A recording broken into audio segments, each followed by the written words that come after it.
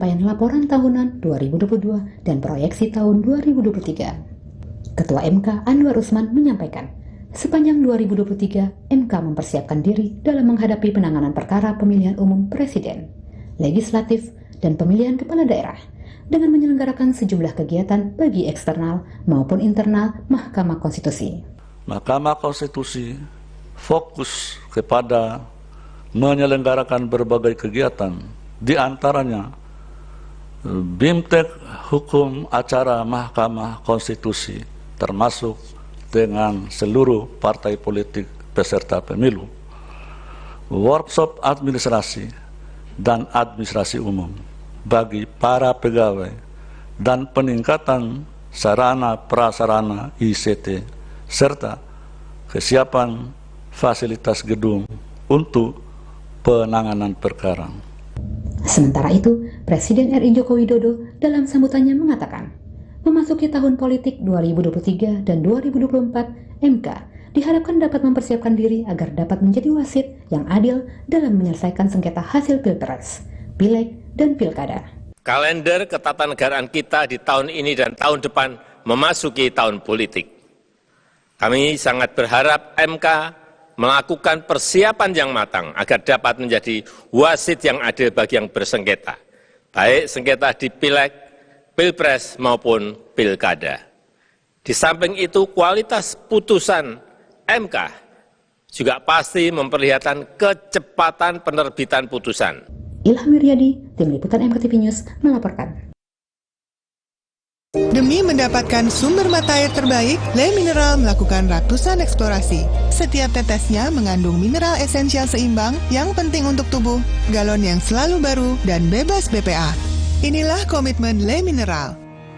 Lagi hunting makanan, lupa bawa uang cash. Bayarnya tap aja, dapetin makanannya.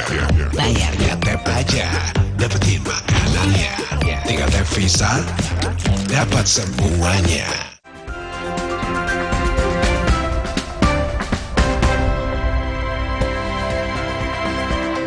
Ya, kita lanjutkan, saudara, membahas berkaitan dengan suksesi atau calon pemimpin nasional dari survei Litbang Kompas. Ya, ada 3 juara kelas untuk survei-survei, termasuk di survei Litbang Kompas. Pak Prabowo sekarang di survei Litbang Kompas memimpin, kemudian ada Ganjar, dan juga selanjutnya Anies Baswedan. Masih bersama Mas Toto Suryaningtyas, peneliti senior Litbang Kompas, Andre Rosiada, anggota Dewan Pembina Partai Gerindra hadir di studio, dan Willy Aditya, Ketua DPP Partai Nasdem. Nah, saya mau sedikit, Bang Willy ya, Anda melihat, dan ini terbaca dari survei Litbang Kompas juga, nanti Mas Toto ikut menambahkan, bahwa endorse atau Jokowi efek, tadi juga dipetakan sedikit, bagaimana di Gerindra ada 1/3 pendukung dari Pak Jokowi di sana. Ini memang sangat mempengaruhi begitu. Anda melihat hal itu juga, Bung Willy? Ya, Mas Bayu, itu suatu hal yang tidak terhindarkan ya. Bahwasanya politik itu adalah pilihan, dan pilihan Mas Anies berada pada ceruk yang berbeda. Ini sebagai sebuah konsekuensi dari pilihan. Tinggal yang menjadi poin dari proses ini adalah sejauh apa gaspolnya belum. Ini kan masih giginya gigi 2 ini ya. Belum gigi 3, apalagi gigi 4. Nanti kalau sudah agak lancar baru gigi 5 gitu ya. Jadi memang masih alon-alon tapi asal kelakon. Ini kan kalau kita analogikan dengan konteks yang sama, misalnya dalam Pilkada DKI, Mas Bayu, Mas Anies itu selalu dalam posisi nomor 3 dalam survei-survei. Tapi Mas Anies memiliki sebuah daya pikat, daya ledak yang benar-benar menjadi representasi dari harapan rakyat. Itu yang kemudian harus kami optimalkan, dan yang menjadi catatan dari Mas Toto tadi, bagaimana mesin dari Mas Anies ini belum berjalan secara optimal. Ini yang sedang kami upayakan dalam waktu yang dekat, Mas Bayu. Bagaimana konsolidasi dari 3 partai ini sampai ke akar rumput ya. Jadi sekarang kan masih di level pusat saja ya, belum turun ke provinsi aja belum turun ya. Jadi masih kalau Andre tadi sudah bergerak dari anak ranting, anak cabang-cabang, itu kan suatu hal yang benar-benar sebagai sebuah gerakan TSM. Ya. Jadi ini kan belum nih, masih sifatnya masih sentimental kepada Mas Aniesnya. Oke, Mas Anies kita capreskan, tapi sebagai sebuah gerakan bersama itu belum terbangun secara chemistry, secara struktural itu belum terbangun. Jadi masih parsial-parsial. Nah, kami tentu berharap puzzle-puzzle yang berserakan ini secepatnya pasca konsentrasi kami selesai mengurus pileg itu segera kami konsolidir. Ini yang menjadi kekuatan dari Anies Baswedan. Oke. Ya, oke. Bang Andre, ya, kalau kemudian tadi kan Mas Toto juga menjelaskan di dalam paket pengantar ketika berbincang di program ini Kompas TV bahwa Jokowi efek ini juga pengaruh. Bang Andre juga mengatakan, ya itu memang menjadi salah satu persentase kenaikan. Termasuk bertemu dengan Gibran, tadi dijelaskan bahwa sebenarnya saya ketemunya mau menteri bukan ketua umum. Tapi itu ternyata apakah hal semacam itu juga menjadi pengaruh? Sepertinya dilihat oleh pendukung Gerindra, pendukung Pak Jokowi. Itu pertemuan kerja sebenarnya antara kepala daerah dengan seorang menteri, tapi gesturnya jadi politisnya sampai ke Pilpres, menurut Anda? Jadi gini Mas, saya satu ya. Iya. Yang pertama tentu seluruh hasil Litbang Kompas ini menjadi masukan yang berharga bagi kami. Ya. Dan sesuai arahan Pak Prabowo dan seluruh pimpinan Partai Gerindra menyampaikan kepada seluruh kader, ini masukan yang berharga, tapi jangan kita jumawa. Jadikan hasil Litbang Kompas ini menjadi pelecut semangat kita untuk bekerja lebih keras lagi. Bahwa evaluasi kita on the track, cara kita sudah benar, untuk itu kita harus bekerja lebih keras, lebih giat lagi, ya. Temui masyarakat, terus berkeliling, dan juga semakin aktif di media sosial menjawab tuduhan dan fitnah, dan juga menyampaikan hal-hal yang positif tentang Pak Prabowo. Bahkan besok nih, Sabtu Minggu, saya akan berkeliling lagi di Sumatera Barat, Mas. Bukan hanya di dapil saya, juga di dapil sebelah. Ya, supaya bagaimana Partai Gerindra dan Pak Prabowo terus tumbuh di Sumatera Barat. Itu satu. Lalu yang kedua, soal pertemuan dengan Mas Gibran. Sekali lagi saya ingin sampaikan, hari Jumat minggu lalu Pak Prabowo beraktivitas di Jawa Tengah. Beliau ke Pekalongan, ketemu Habib Lutfi, dan hari Sabtunya akan bertemu dengan Pak SBY di Pacitan. Nah, beliau memutuskan transit di Jawa Tengah, di kota Solo. Nah, secara etika dan adab ketimuran, Pak Prabowo karena menginap di Solo, tentu beliau dalam tanda kutip laporan kepada kepala daerahnya, yaitu Mas Wali Kota Solo, Mas Gibran. Nah, Mas Gibran pun anak muda yang sangat menjunjung etika, beliau menghormati kedatangan salah satu menteri di kabinet Pak Jokowi, yakni Pak Prabowo sebagai Menteri Pertahanan. Lalu Mas Gibran menjamulah makan malam Pak Prabowo. Jadi itu sebatas jamuan kepala daerah terhadap menteri yang transit menginap di Solo. Dan memang di luar itu Pak Prabowo merupakan menteri terbaiknya Pak Jokowi, dan secara punya hubungan yang sangat baik dengan Mas Gibran. Dan keluarga Pak Prabowo juga baik sekali dengan keluarga Pak Jokowi. Bahkan Pak Prabowo adalah tokoh yang sangat suka dan sangat menghargai dan sangat memberikan kesempatan anak-anak muda tampil. Makanya kita partai pendukung dan pengusung Mas Gibran menjadi calon wali kota Solo. Jadi nggak by design, ditemuin yuk Pak Wali Kota, mumpung ini anaknya Pak Jokowi. Enggak, jadi memang itu adab ketimuran. Nah, adab ketimuran, Pak Prabowo sangat menghormati anak-anak muda, sangat menghormati kepala daerah, beliau silaturahim. Nah, Mas Gibran juga kita tahu, anak muda, potensi yang juga punya rasa hormat kepada senior. Ya itulah yang terjadi. Nah, ternyata ya pertemuan silaturahim ini ternyata tanda kutip efeknya kemana-mana gitu loh. Di itu aja Mas. Jadi tidak ada desain sama sekali, ini sebatas silaturahim, dan kan sudah dijelaskan oleh Mas Gibran, Pak Prabowo juga sudah menjelaskan.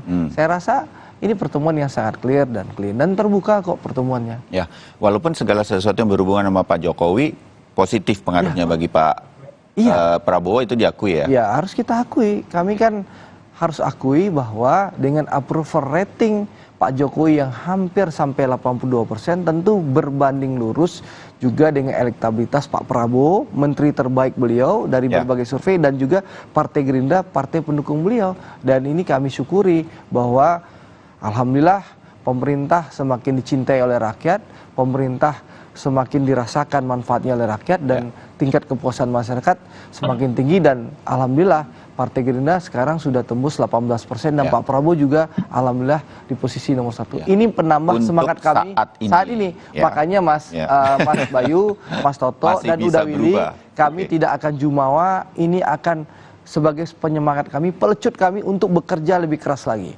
Makanya insya Allah Mas Bayu, Sabtu kita keliling lagi dari kampung ke kampung. Insya Allah.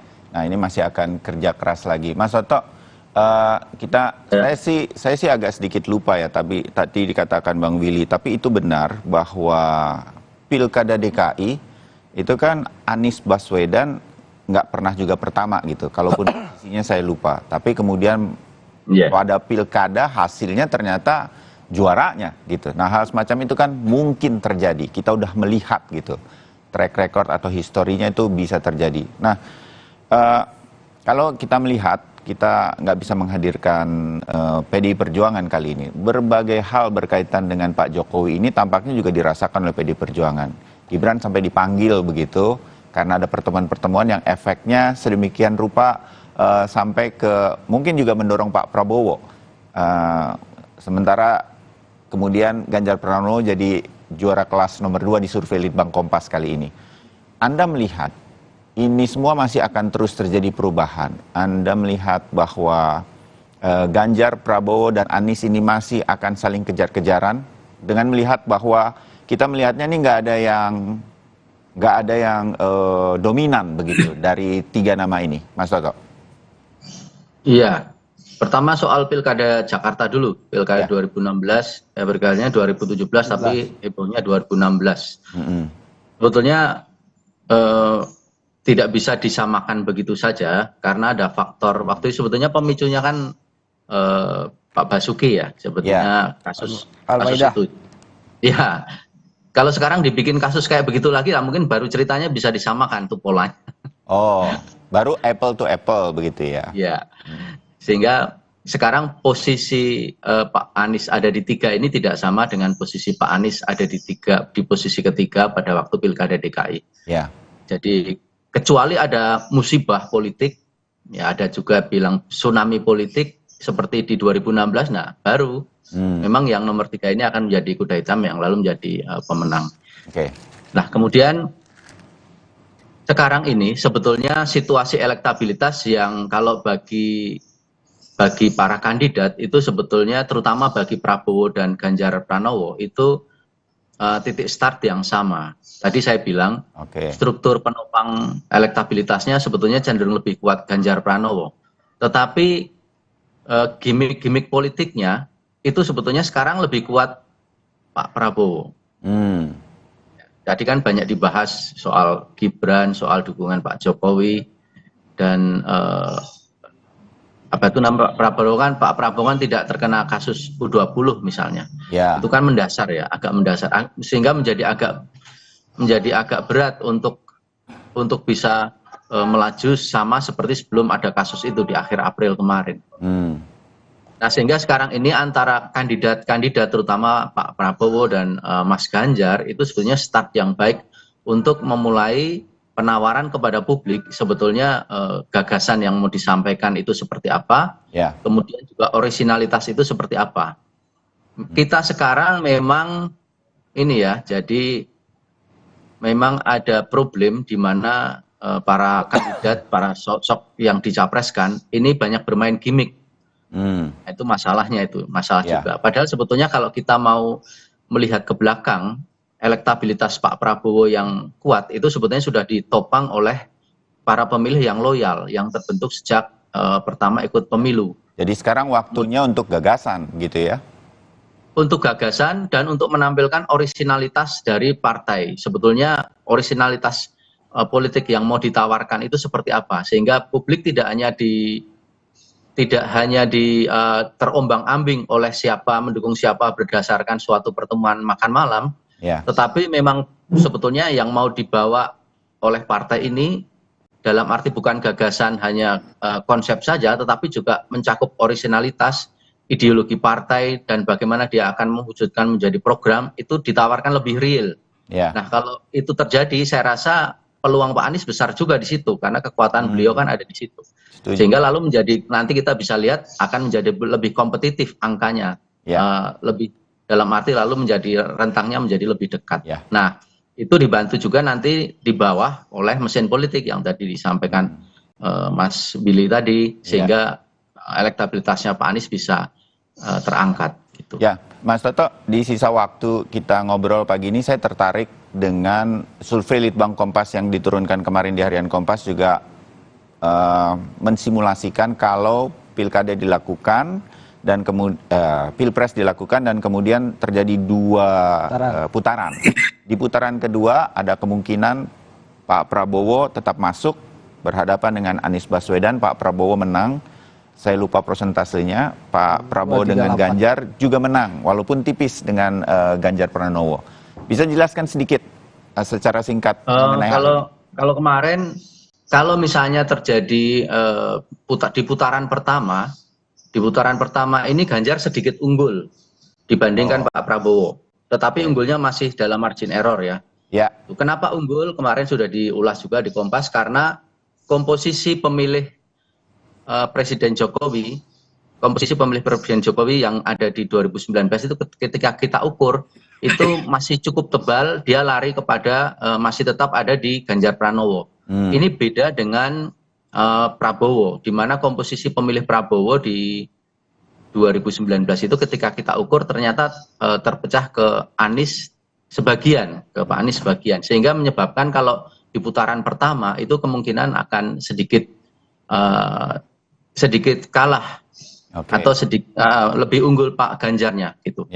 Kemudian tapi kalau untuk head to head ini yang terjadi kebalikannya, karena kemudian kalau kita lihat Prabowo lebih unggul di head to head melawan Ganjar.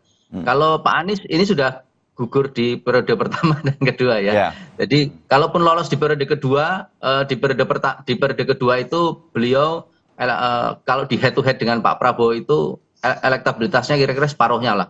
Kalau di head to head dengan Ganjar ya separuhnya lebih dikit misalnya kayak gitu. Jadi memang Pak Anies agak kurang ini kalau untuk di putaran kedua dan putaran pertama.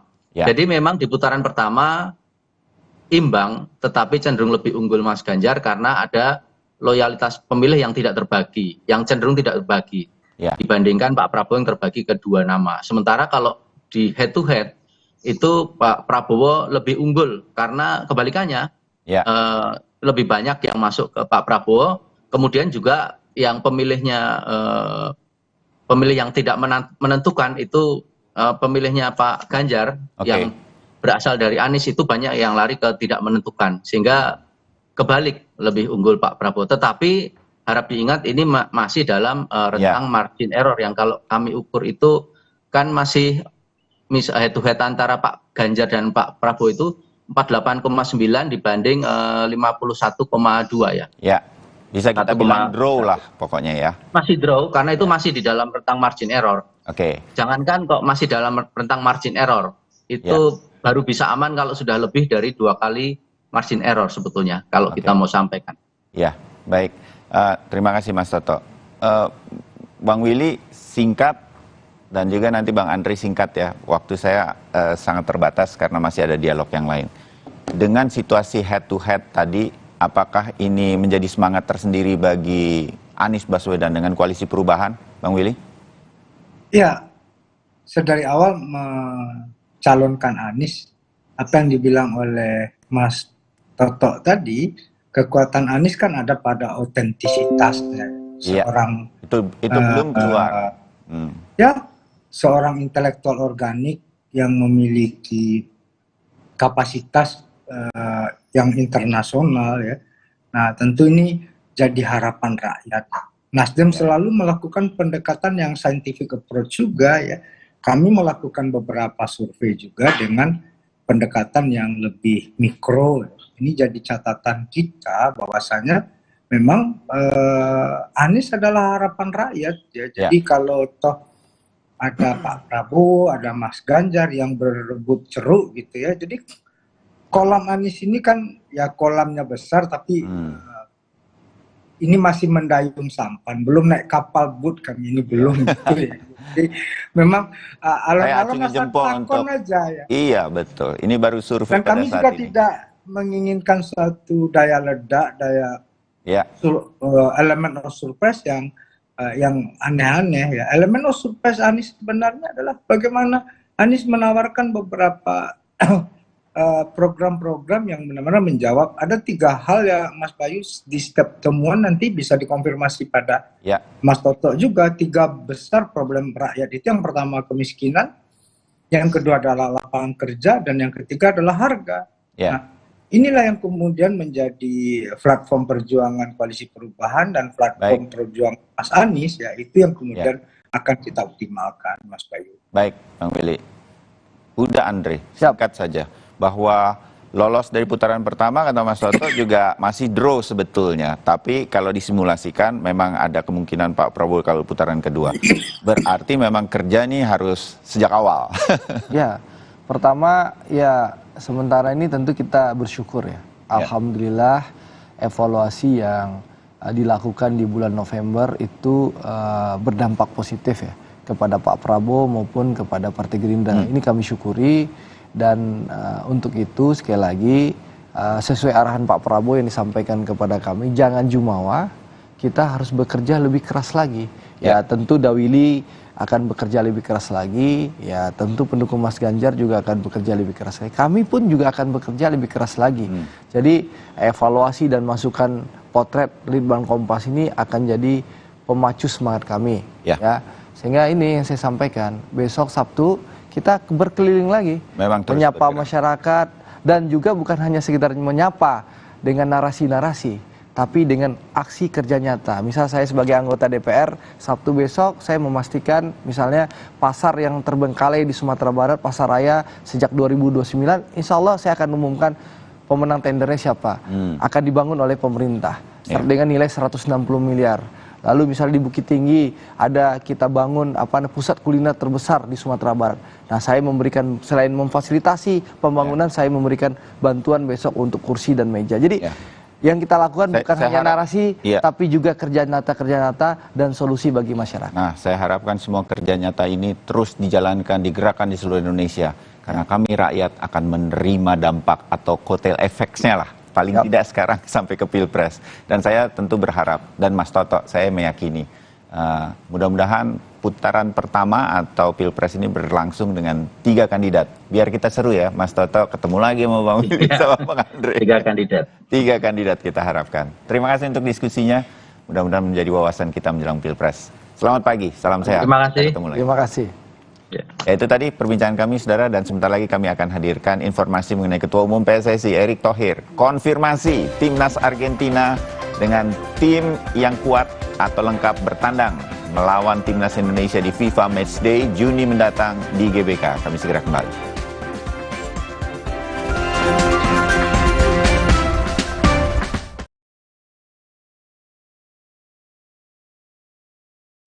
Usia nambah, gerak susah ya. Kesehatan sendi harus diperhatikan. Rajin gerak badan tak berlebihan. Bila perlu, minum Wellmove. Diproduksi dengan teknologi modern, higienis, dan halal. Wellmove, bergerak itu nikmat. Untuk membantu atasi capek, pegal, dan nyeri otot, pakai Hotin Cream. Kalau untuk meredakan nyeri sendi, rematik dan keseleo, nah, itu pakai Hotin DCL baru. Bahan aktif DCL-nya efektif mengobati rematik, linu, dan nyeri sendi. Hotnya Hotin banget deh. Gatal karena jamburan kutu air, mati kutu dengan Fungiderm.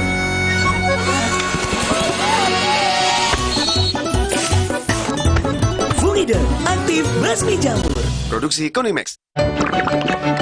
Le Mineral beda banget, lebih smooth, lebih segar. Le Mineral memang berbeda. Setiap tetesnya mengandung mineral esensial seimbang yang penting untuk tubuh dan juga membuat rasa airnya lebih segar. Dan lebih enteng. Le Mineral. Lagi hunting makanan, lupa bawa uang cash. Bayarnya tap aja, dapetin makanannya. Bayarnya tap aja, dapetin makanannya. Tinggal tap Visa, dapat semuanya. Inovasi baru dari Hotin. Hotin Go. Oles, go. Roll on, go. Pijat, go. Nggak sentuh langsung, nggak bikin tangan panas.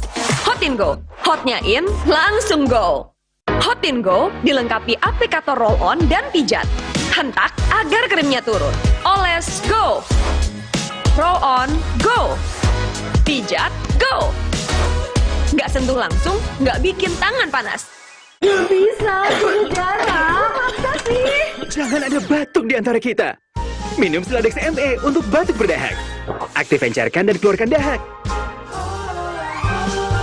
Siladex, aktif redakan batuk. Produksi Konimex. Saat sakit batuk dan flu datang, dapat mengacaukan semua jadwal kerjaku. Untung aku selalu sedia Ultra Flu Extra yang dapat meredakan batuk dan flu yang mengganggu. Ultra Flu Extra, batuk dan flu reda, lega rasanya. Siap untuk tantangan finishing baru? Yuk kita kotorin.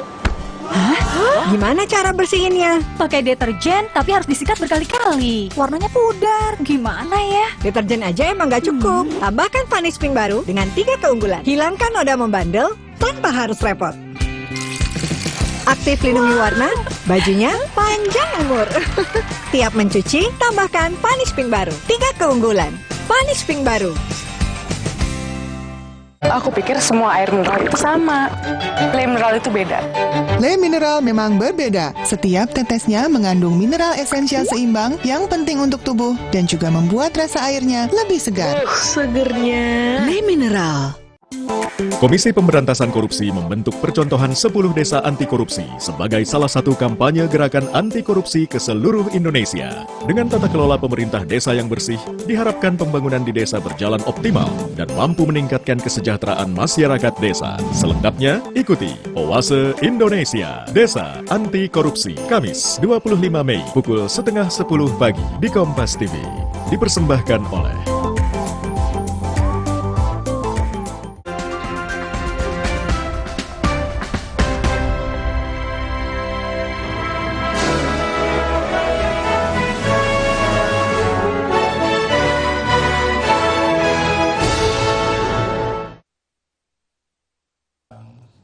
Mahkamah Agung tengah merembukan peraturan Mahkamah Agung atau Perma sebagai pedoman perundang-undangan dalam mengadili perkara mengenai lingkungan hidup.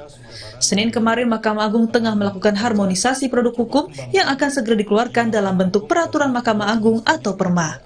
Perma tersebut merupakan pedoman bagi penegak hukum dalam mengadili perkara mengenai lingkungan hidup yang diadili di pengadilan.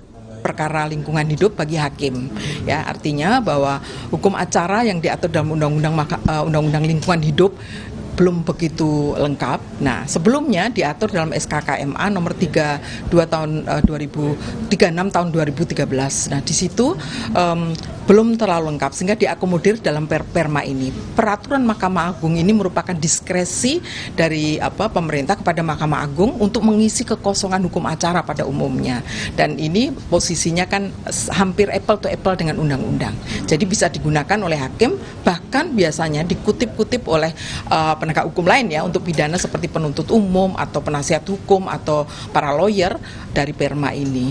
Akan mengisi kekosongan hukum, khususnya hukum formil ya, hukum acara, di mana pada ketentuan atau peraturan-peraturan yang sebelumnya itu belum ada, belum diatur, makanya kami buatkan peraturan Mahkamah Agung untuk mengisi kekosongan hukum tersebut.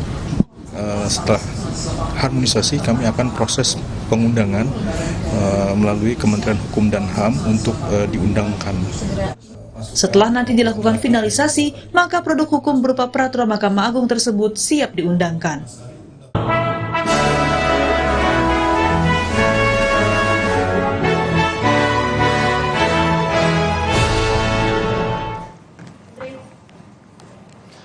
Saudara Kepala Badan Kependudukan Keluarga Berencana Nasional BKKBN mengunjungi keluarga miskin dan anak stunting di Kabupaten Grobogan, Jawa Tengah. Hasto optimistis angka stunting khususnya di Kabupaten Grobogan bisa turun 10% dalam 6 bulan. Kepala Badan Kependudukan Keluarga Berencana Nasional BKKBN Hasto Wardoyo mendatangi desa yang memiliki sejumlah kasus stunting di Keranggan Harjo, Kecamatan Purwodadi, Kabupaten Grobogan, Jawa Tengah.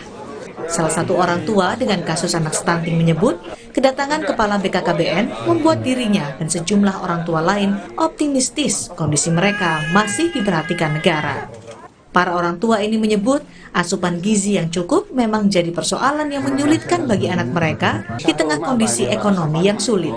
Dia anak yang pertama, Pak. Anak pertama, usia? Usia 11 bulan. Kondisi anak saya ya agak kurang, perkembangannya kurang, Pak. Emang untuk pemenuhan gizinya gimana sehari-hari? Tercukupi nggak? Gizi tercukupi tapi tidak mau makan. Anaknya kurang. Alhamdulillah juga tadi Pak Menteri bilang keluarga saya dapat rehab rumah lantai sama atap. Dari data angka anak balita di Desa Keranggan Harjo, ada sebanyak 300 anak balita dengan kasus stunting 8 anak. Kepala BKKBN Hasto Wardoyo optimis angka stunting di Kabupaten Grobogan dapat ditekan. Tapi saya bersyukur di desa ini jumlah balitanya 300, yang stunting jadi 8.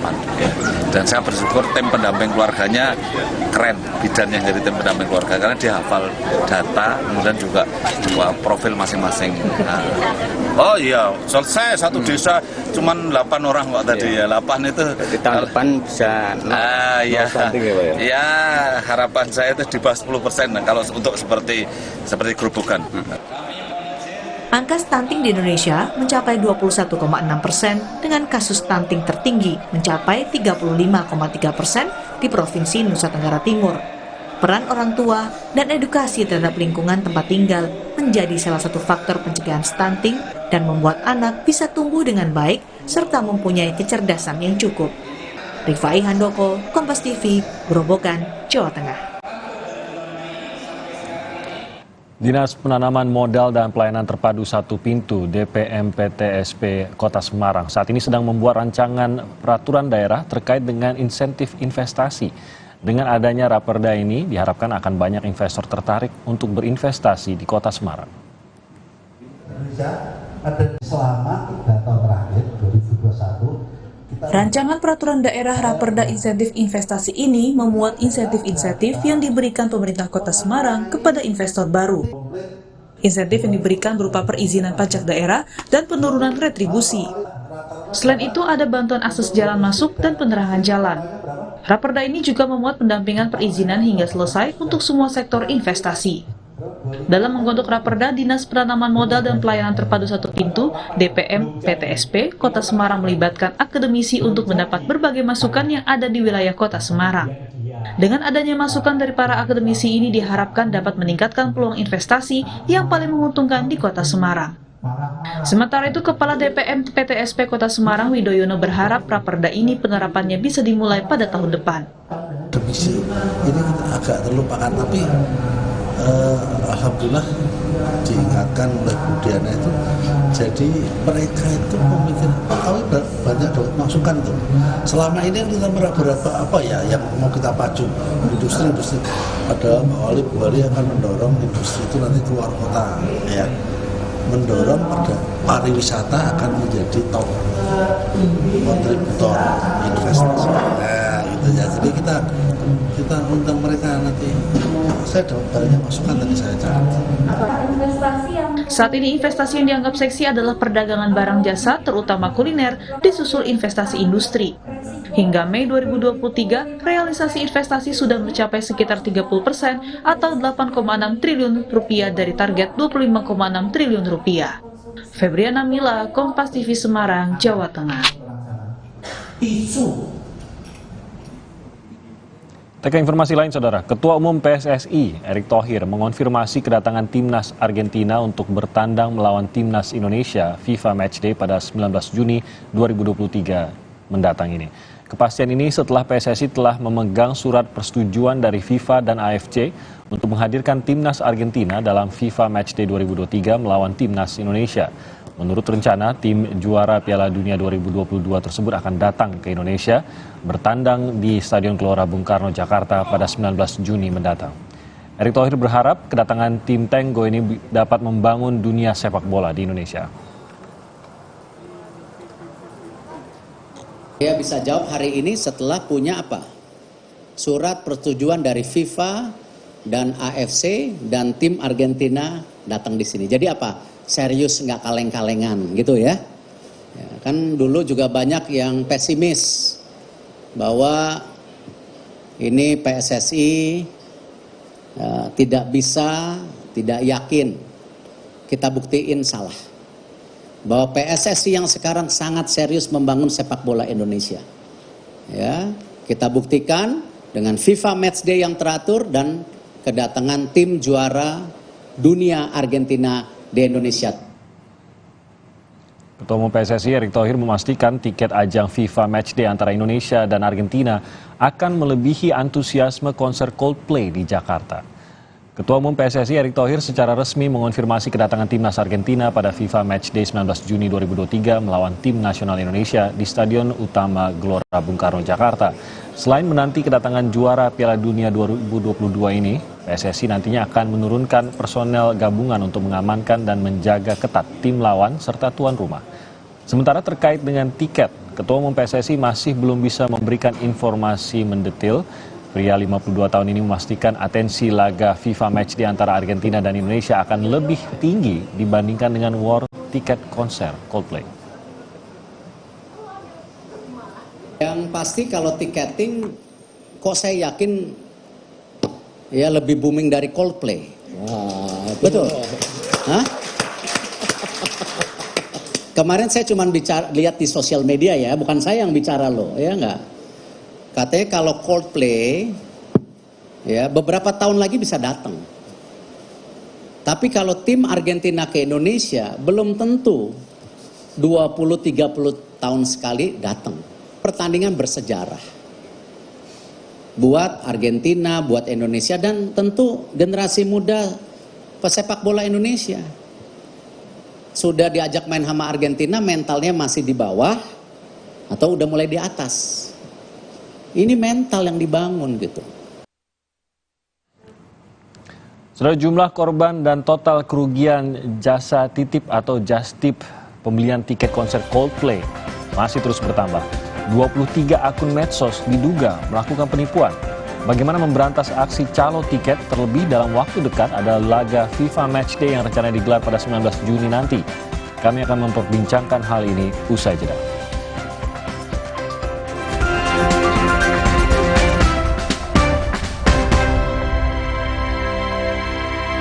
Konstelasi Pilpres 2024 kian panas. PDIP menegur Gibran usai bertemu Prabowo beberapa kali di Solo. Hingga survei terbaru Litbang Kompas merilis elektabilitas Prabowo lebih tinggi daripada Anies dan Ganjar. Benarkah Pilpres 2024 hanya akan diikuti dua calon presiden? Bersama pendiri lembaga penelitian CSIS, Yusuf Wanandi, dalam Rosi, Kamis 25 Mei, pukul 8:30 malam di Kompas TV. Sari gandum Big Pack. Buat sharing rame-rame, isinya nggak pelit cuy, anti berantakan. Cocok juga buat online, non-stop seharian. Sari gandum, seenak itu, sekenyang itu. Gentle Jam sekarang ada sasetnya. Beli 3 gratis 1. Bikin tangan lembut, bajunya juga lembut. Wanginya juga tahan lama. Gak perlu pewangi pelembut lagi. Gentle Jam, pelopor deterjen tumbuhan. Mau mengiklankan usaha kamu dengan harga terjangkau? Langsung aja ke pasangiklan.com. Pasang iklan segampang upload, bayar, tayang. Ada beragam paket yang bisa kamu pilih di pasangiklan.com. Mulai dari harga Rp50.000 sampai harga Rp1.000.000. Iklan kamu akan tayang di jaringan media milik Kompas Gramedia. Jadi, iklan kamu berpotensi dilihat oleh 270 juta pembaca. Di pasangiklan.com, kamu bisa memilih jenis iklan yang ingin ditayangkan. Kamu bisa memilih iklan untuk ditayangkan di website, Instagram, atau iklan baris di koran Kompas. Di pasangiklan.com, kamu nggak perlu khawatir, karena setelah iklan ditayangkan, kamu akan mendapatkan informasi mengenai perkembangan iklan berupa laporan performa untuk iklan digital dan Instagram, serta notifikasi penayangan untuk iklan baris di koran Kompas. Jadi, mau pasang iklan yang dilihat banyak orang dengan harga terjangkau? Segampang upload, bayar, lalu tayang? Tunggu apa lagi? Langsung aja ke pasangiklan.com. Siap untuk tantangan finishing baru? Yuk kita kotorin. Hah? Gimana cara bersihinnya? Pakai deterjen, tapi harus disikat berkali-kali. Warnanya pudar. Gimana ya? Deterjen aja emang nggak cukup. Tambahkan Vanish Pink baru dengan 3 keunggulan. Hilangkan noda membandel tanpa harus repot. Aktif lindungi warna, bajunya panjang umur. Tiap mencuci, tambahkan Vanish Pink baru. 3 keunggulan. Vanish Pink baru. Perebutan gelar juara DFB Pokal dimulai. Laga panas, syarat teknik dan taktik, serta atensi bagi pecinta sepak bola akan tersaji. RB Leipzig, semangat juang pasukan di Rottenbulen bersama Timo Werner CS bertekad meraih gelar juara DFB Pokal 2 musim berturut-turut. Tren positif dari Die Adler Eintracht Frankfurt bersiap mendominasi dan menjadi juara baru. Final DFB Pokal RB Leipzig versus Eintracht Frankfurt, Minggu 4 Juni, live di Kompas TV. Isu terkini perpolitikan tanah air ramai menjadi perhatian publik. Sesama caleg dari partai sendiri dengan dapil yang sama, itu sikut menyikut. Maka ini adalah deepening democratic regression di Indonesia. Diulas oleh dua pandangan berbeda. Pelanggaran HAM berat masa lalu itu bukan perkara yang mudah. Tidak ada terbukti dan seterusnya, itu kan harus ditesnya di pengadilan. Dua arah. Setiap Jumat, pukul 8:30 malam. Di Kompas TV.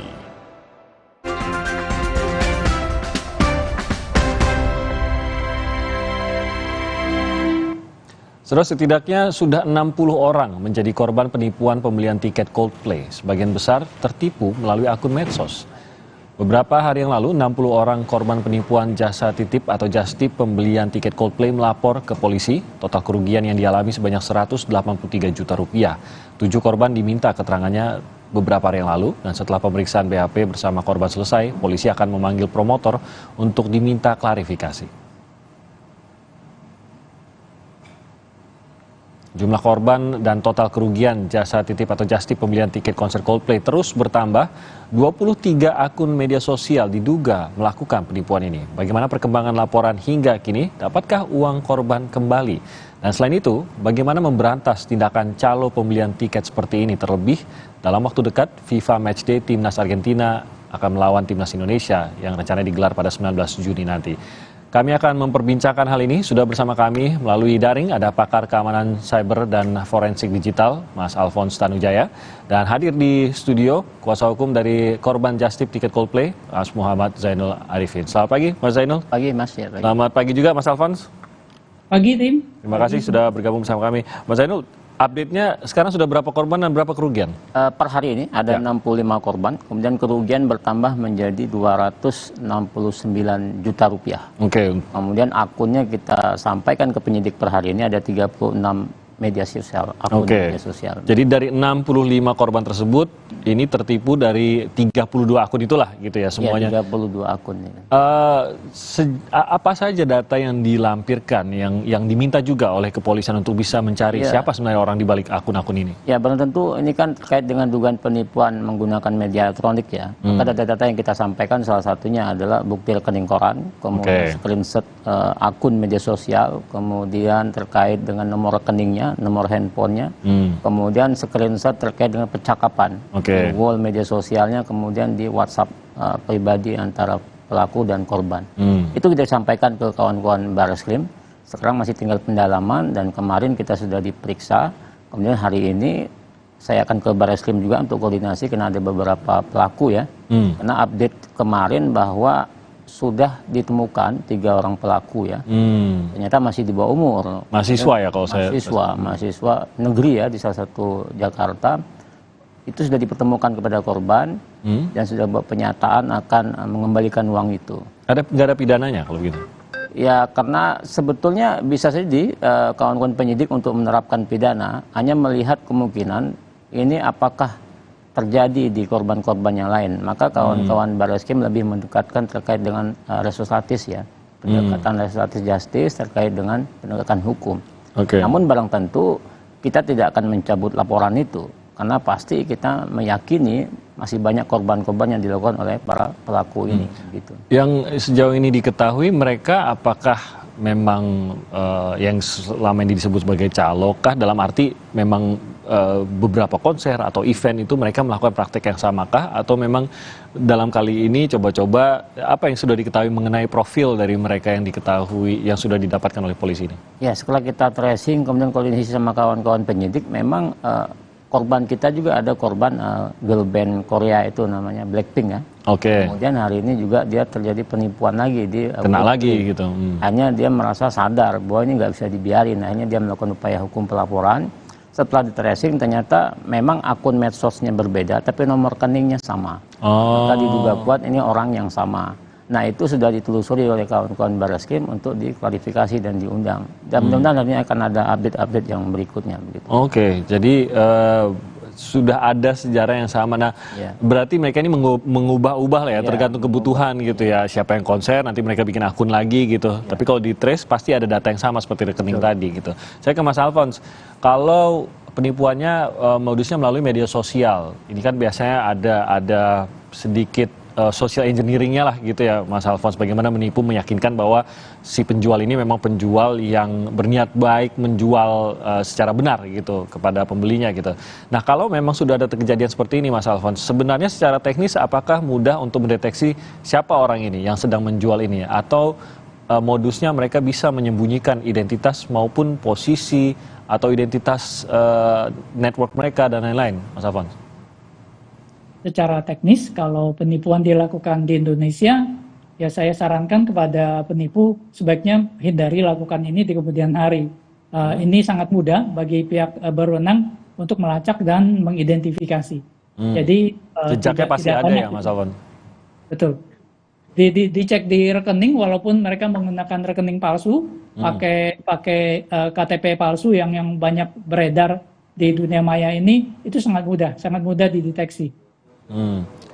Berarti harusnya ini bisa ya ditemukan ataukah memang terdeteksi juga, mungkin Mas Alphonse juga mendalami apa yang terjadi di War Ticket Coldplay kemarin, memang ada pihak-pihak besar juga dalam hal ini ya mungkin calo yang berniat meraup keuntungan besar, mengerahkan pasukan yang besar dan bahkan modal yang besar untuk memenangi War Ticket tersebut untuk dijual berkali-kali lipat. Adakah seperti terorganisir begitu atau seperti yang ditemukan oleh kepolisian sejauh ini kan beberapa mahasiswa yang melakukan hal tersebut? Saya sarankan ada beberapa hal. Jadi yang pertama, adanya transparansi bagi penyelenggara tiket ini. Jadi mereka perlu kasih tahu dari total tiket berapa, 50.000, yang kita war tiket berapa, dan itu diaudit. Jadi jangan sampai ada jalur belakang orang bisa dapatkan. Jadi bisa-bisa war tiket ini cuma seakan-akan dibagikan tapi sebenarnya terjadi ketidakadilan. Nanti juga pasti FIFA SD juga kalau bisa ada transparansi tiketnya berapa, di war tiket berapa, silakan diaudit. Nah itu baru fair. Nah yang kedua, ada yang namanya orang pakai bot, jadi pakai komputer khusus, perangkat khusus untuk menembak servernya loket.com itu. Loket.com itu pakai teknologi, dia pakai Cloudflare, jadi waiting room. Jadi kalau dia cuma katakan bisa melayani 100 transaksi dalam waktu yang sama, lalu yang ngantri ini 1.000 atau 10.000. Nah, mereka pakai waiting room ini untuk menangani supaya tidak down layanannya. Tetapi ada kelemahannya Cloudflare ini. Kelemahannya apa? Mereka tidak memiliki pengalaman untuk mengidentifikasi bot. Jadi untuk menangani traffic aja bisa, tapi identifikasi bot itu perlu. Nah jadi kalau kita lihat dari flash sale, banyak dari marketplace ini yang sering melakukan flash sale ini kejadiannya mirip. Jadi banyak bisa dipelajari dari situ ya sebenarnya ya. Berusaha masuk. Nah saya sarankan nanti jika ada event yang sama juga, coba kalau bisa libatkan dari marketplace ini. Mereka punya pengalaman. Mereka punya identifikasi perangkat-perangkat mana saja yang pakai bot, sehingga akan lebih sulit bagi bot itu berjalan, dan ada keadilan bagi pengakses lainnya. Nanti penggemar bola jadi kan adil ya, jangan cuma dikalahkan oleh bot, kan sangat tidak adil. Berarti secara teknis bisa dicegah gitu Mas, dengan mengidentifikasi yang mana yang bot, yang mana yang beneran orang gitu? Secara teknis bisa dicegah, tapi ini adalah perjalanan yang tidak berkesudahan. Jadi kita cegah dengan cara ini, mereka cari cara lain, kita cari identifikasi cara lain lagi. Maka saya sarankan libatkan marketplace yang cukup berpengalaman, mereka udah punya database-nya, punya pengalamannya. Jadi itu yang bisa memberikan sedikit keadilan lah. dalam tiket uang ini. Nah, Mas Zainul, apakah Anda seluruh korban diharapkan bisa mendapatkan uangnya kembali kah, atau memang ada proses hukum sendiri untuk ya mungkin menemukan itu pidananya gitu, tapi mengembalikan ini kan hal yang lain. Sebesar apa Anda berharap ini bisa, Anda yakin gitu ini bisa mendapatkan dananya kembali? Ya, kita berharap memang harapan korban itu kan bisa nonton ya, bukan uangnya dikembalikan. Mereka bisa nonton Coldplay karena mereka penggemar, meskipun rata-rata itu anak di bawah 25 tahun, meskipun tidak tahu historisnya Coldplay, tapi keinginan untuk menonton itu sangat tinggi sehingga mereka melakukan war ticket. Namun barangkali itu harapan mereka salah satu untuk menonton. Kalau itu tidak bisa, ya barang tentu penegakan hukum itu harus dilakukan. Maka harapan yang besar kalau tidak pilihan itu tidak terpenuhi, uangnya dikembalikan. Maka dalam perkara ini kan ada 3 undang-undang yang dikenakan. Salah satunya adalah ITE, kemudian KUHP, dan juga terakhir tindak pidana pencucian uang. Nah, tindak pidana pencucian uang ini memungkinkan uang-uang para korban itu dikembalikan melalui hak resusitasi ataupun hak ganti rugi resusitasi terkait dengan lembaga perlindungan saksi dan korban. Nah, ini yang harus kami sebagai kuasa hukum untuk mengupayakan ini kepada kawan-kawan korban. Nah, barang tentu nanti pada saat tracing terkait dengan nomor rekening itu, kalaupun ada uang-uang yang dihasilkan dengan jumlah yang besar, itu kan bisa disita oleh kawan-kawan Barreskrim sebagai alat bukti di persidangan. Nah, menurut Mas Alphonse mudah terdeteksi. Apakah Anda bakal respons yang sama dari kepolisian? Ya, kita yakin pihak kepolisian mudah untuk melakukan itu karena sudah ada 3 orang yang dipanggil pelaku dan dipertemukan dengan korban. Sehingga karena pelaku ini di bawah umur, kemudian orang tuanya juga hadir, kita nggak bisa menyebut inisial nama ya, nggak enak. Kemudian dipertemukan sama korban, akhirnya dia buat soal penyataan dan dia akan mengganti. Namun memang ini sengaja modus dia karena dia sengaja membeli akun-akun media sosial itu. Dan kita mengatakan kami tidak akan mencabut laporan karena kami menduga akan ada korban yang sejenisnya begitu. Ya semoga bisa benar-benar mendapatkan siapa-siapa saja yang melakukan penipuan tersebut dan ya bisa nonton. Sebenarnya itu harapan besarnya kan tetap bisa nonton itu tadi. Mas Zainul terima kasih banyak atas waktunya. Mas Alphonse juga terima kasih banyak atas waktunya di Sapa Indonesia Pagi. Semoga ini bisa menjadi pembelajaran terutama menghadapi FIFA Matchday 19 Juni. Kata Pak Erick Thohir akan lebih besar lagi minat terhadap tiketnya. Jadi kita harapkan semoga ada perbaikan untuk ajang selanjutnya. Terima kasih sekali lagi Mas Alphonse. Mas Zainul terima kasih sudah hadir di Sapa Indonesia Pagi. Kami akan kembali lagi dengan informasi lainnya di Kompas Bisnis, Saudara. Seharusnya sudah di-stop pada Juni nanti, pemerintah justru bersikap longgar pada 5 perusahaan tambang untuk ekspor mineral mentah. Catatannya, kelima perusahaan harus bayar denda karena melewati batas waktu pembangunan smelter. Salah satunya adalah PT Freeport Indonesia. Sesaat lagi di Kompas Bisnis bersama Glenny Soktania.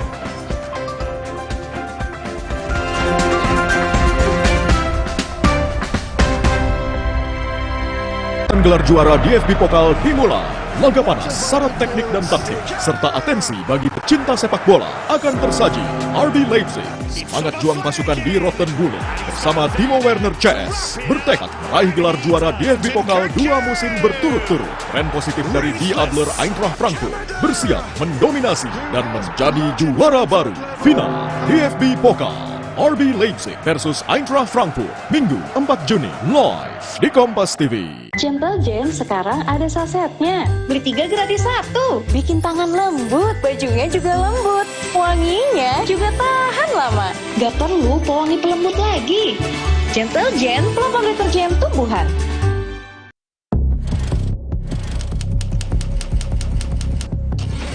Sejak 58 tahun lalu, rubrik Opini Kompas setia mengusung jurnalisme berkualitas berbasis opini dari para ahli. Membahas berbagai topik aktual, penting, dan menarik. Mulai dari politik, ekonomi, hukum, budaya, pendidikan, kesehatan, teknologi, mitigasi bencana, hingga kebijakan dan tata kelola pemerintahan. Rubrik Opini Kompas menghadirkan ruang dialektika yang sehat, analisis-analisis yang reflektif, kontemplatif, dan mencerahkan. Perspektif unik para ahli yang kompeten membantu masyarakat memahami berbagai isu dan juga menawarkan solusi. Mari membiasakan diri memahami duduk perkara melalui opini para ahli. Jadilah masyarakat yang tercerahkan dan mencerahkan.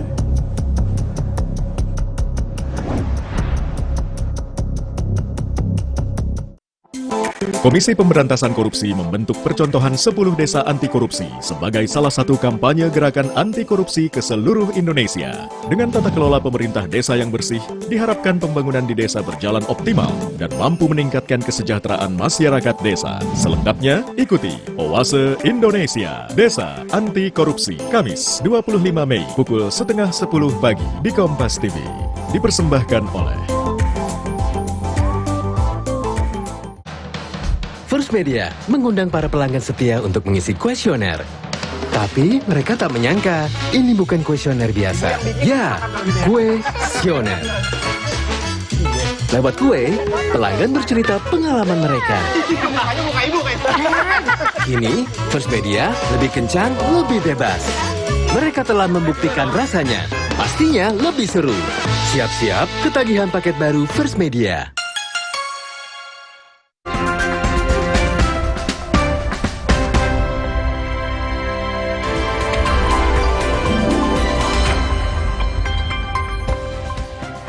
Selamat pagi saudara, jumpa lagi bersama saya Gleni Soktania dalam Kompas Bisnis.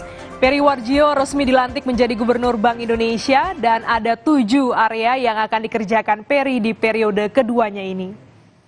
Pertama, memperkuat bauran kebijakan dan sinergitas dengan KSSK, meningkatkan digitalisasi sistem pembayaran, inklusi ekonomi keuangan hijau, dan penguatan kelembagaan Bank Indonesia. Area tersebut akan diterapkan melalui 12 program strategis. Peri menargetkan apa yang sudah ia capai di periode pertama akan dilanjutkan dan diperkuat. Atas segala support, doa, dukungan kawan-kawan dari media semua, para ekonom masyarakat dan juga semua lapisan masyarakat, para mitra strategis kita. Insya Allah kita terus bersinergi membangun Bank Indonesia, membangun negara untuk 5 tahun ke depan. Mohon doa restu dan mohon dukungan doa selalu bagi kami di Bank Indonesia. Di tengah usaha pemerintah memberikan nilai tambah bahan mentah lewat larangan ekspor, Kementerian ESDM memberi izin ekspor kepada 5 perusahaan. Siapa saja mereka? Jurnalis Kompas TV Triksi Valencia akan mengulasnya. Selamat pagi Triksi, jadi apa nih alasan Kementerian ESDM memberikan izin ekspor untuk 5 perusahaan ini?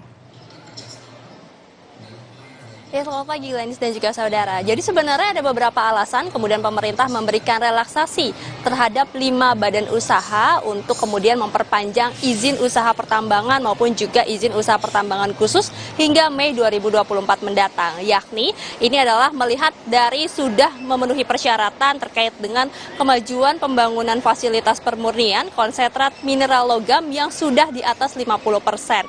5 badan usaha tersebut antara lain yang pertama adalah PT Freeport Indonesia. Ini kemajuan fisik smelter konsentrat tembaganya sudah 54,52%.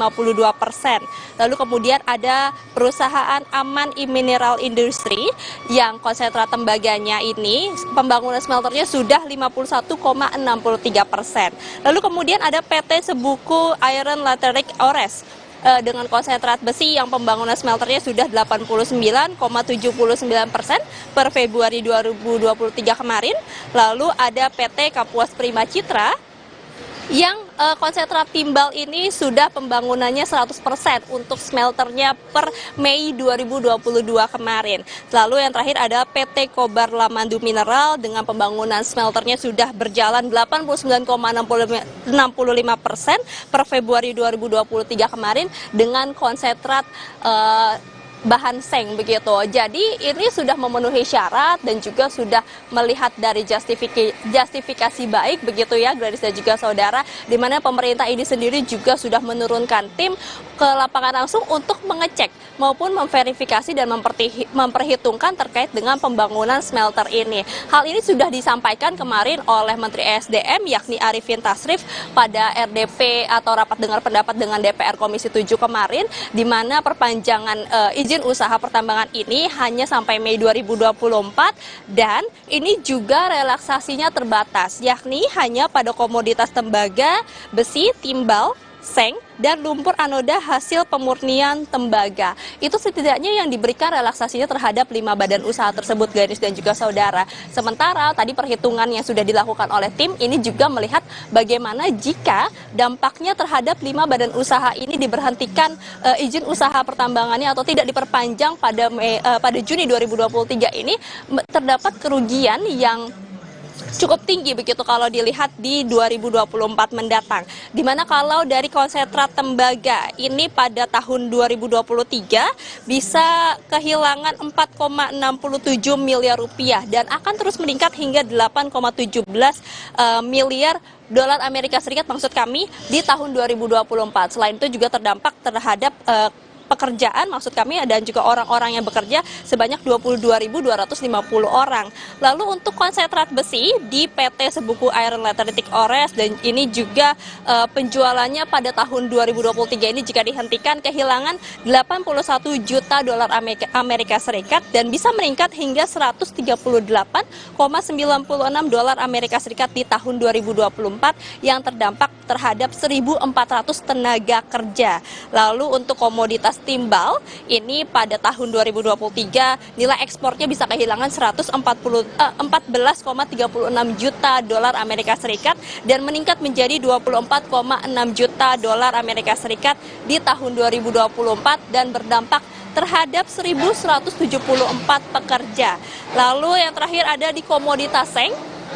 Ini untuk PT Kobar Lamandu Mineral, jika dilarang ekspornya pada tahun ini akan berdampak hilangnya ekspor konsentrat seng sebesar 21,6 juta dolar Amerika Serikat pada tahun 2023 dan meningkat menjadi 37 juta dolar Amerika Serikat di tahun 2024 dengan berdampak terhadap 1.174 orang tenaga kerja yang bisa kehilangan pekerjaannya di bagian produksi maupun juga penjualan. Jadi setelah melihat dari beberapa alasan tersebut, Glenis dan juga saudara, inilah yang kemudian membuat pemerintah memberikan relaksasi.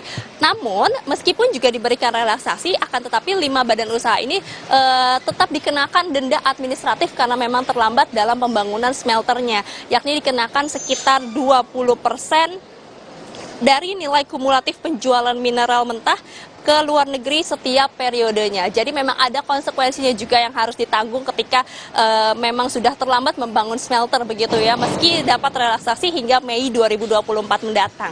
Ini merupakan komitmen tindakan tegas dari pemerintah, Glenis dan juga saudara, bagaimana pemerintah Indonesia sendiri, kalau kami mengutip dari apa yang disampaikan oleh Joko Widodo, Presiden Republik Indonesia, ingin memajukan bangsa dan negara atau bangsa ini menjadi negara yang besar dan maju dengan mengelola sumber daya alam yang melimpah secara optimal. Maka dari itu pembangunan smelter ini sangat diperhatikan dan sangat dikejar terus-menerus. Kalau kemarin dari RDP sendiri disampaikan ada beberapa data yang memang dikatakan sudah 60-80% pengerjaannya. Akan tetapi ketika tim lapangan langsung datang ke mengecek dan juga memverifikasi, ternyata memang masih belum ada progres yang signifikan. Maka dari itu ini terus digalakan, guys dan juga saudara, untuk bangsa Indonesia atau negara ini juga bisa memiliki keuntungan yang besar dengan mengelola sumber daya alam secara optimal. Dan ini juga akan dilakukan bertahap pemberhentiannya begitu. Kalau tahun 2020 ada nikel, tahun ini ada bauksit, nanti bertahap menjadi ekspor timah, tembaga, emas, dan lain-lain yang akan diperhitungkan untuk diberhentikan ekspornya. Glenis. Baik, terima kasih jurnalis Kompas TV Triksi Valencia atas ulasan Anda. Saudara, World Economic Forum memprediksi kecerdasan buatan akan menggantikan pekerja selama 5 tahun ke depan. Lalu bagaimana nasib para pekerja di Indonesia? Usai jeda, kami akan menghadirkan perbincangannya.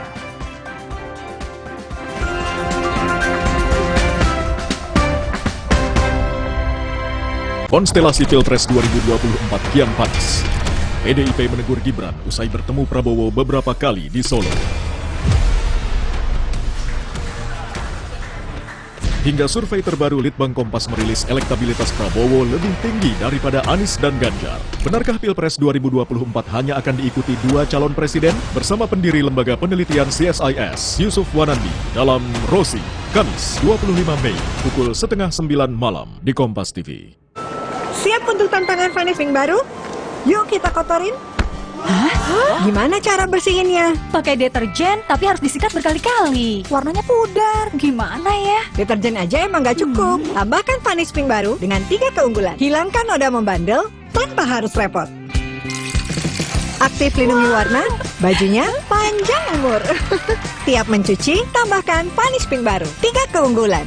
Vanish Pink baru. Capek kurang ion? Stop! Tarik nafas, minum Isoplas Koko, baru seenak kelapa Thailand, plus 7 ion, menghidrasi sempurna. Bikin badan fit kembali excellent. Isoplas Koko, baru excellent hydration dari Wingsfood. First Media mengundang para pelanggan setia untuk mengisi kuesioner. Tapi mereka tak menyangka, ini bukan kuesioner biasa. Ya, kuesioner. Lewat kue, pelanggan bercerita pengalaman mereka. Kini, First Media lebih kencang, lebih bebas. Mereka telah membuktikan rasanya. Pastinya lebih seru. Siap-siap ketagihan paket baru First Media. Menyapa seluruh Indonesia dengan berita dan informasi terkini. WHO resmi mencabut darurat kesehatan global COVID-19. Harga cabai rawit ini meroket tajam. Dari seluruh penjuru tanah air menjadi referensi. Capres-capres yang muncul di top 3 itu tidak ada yang dominan. Sapa Indonesia. Ikuti pada jam-jam berikut. Live di Kompas TV.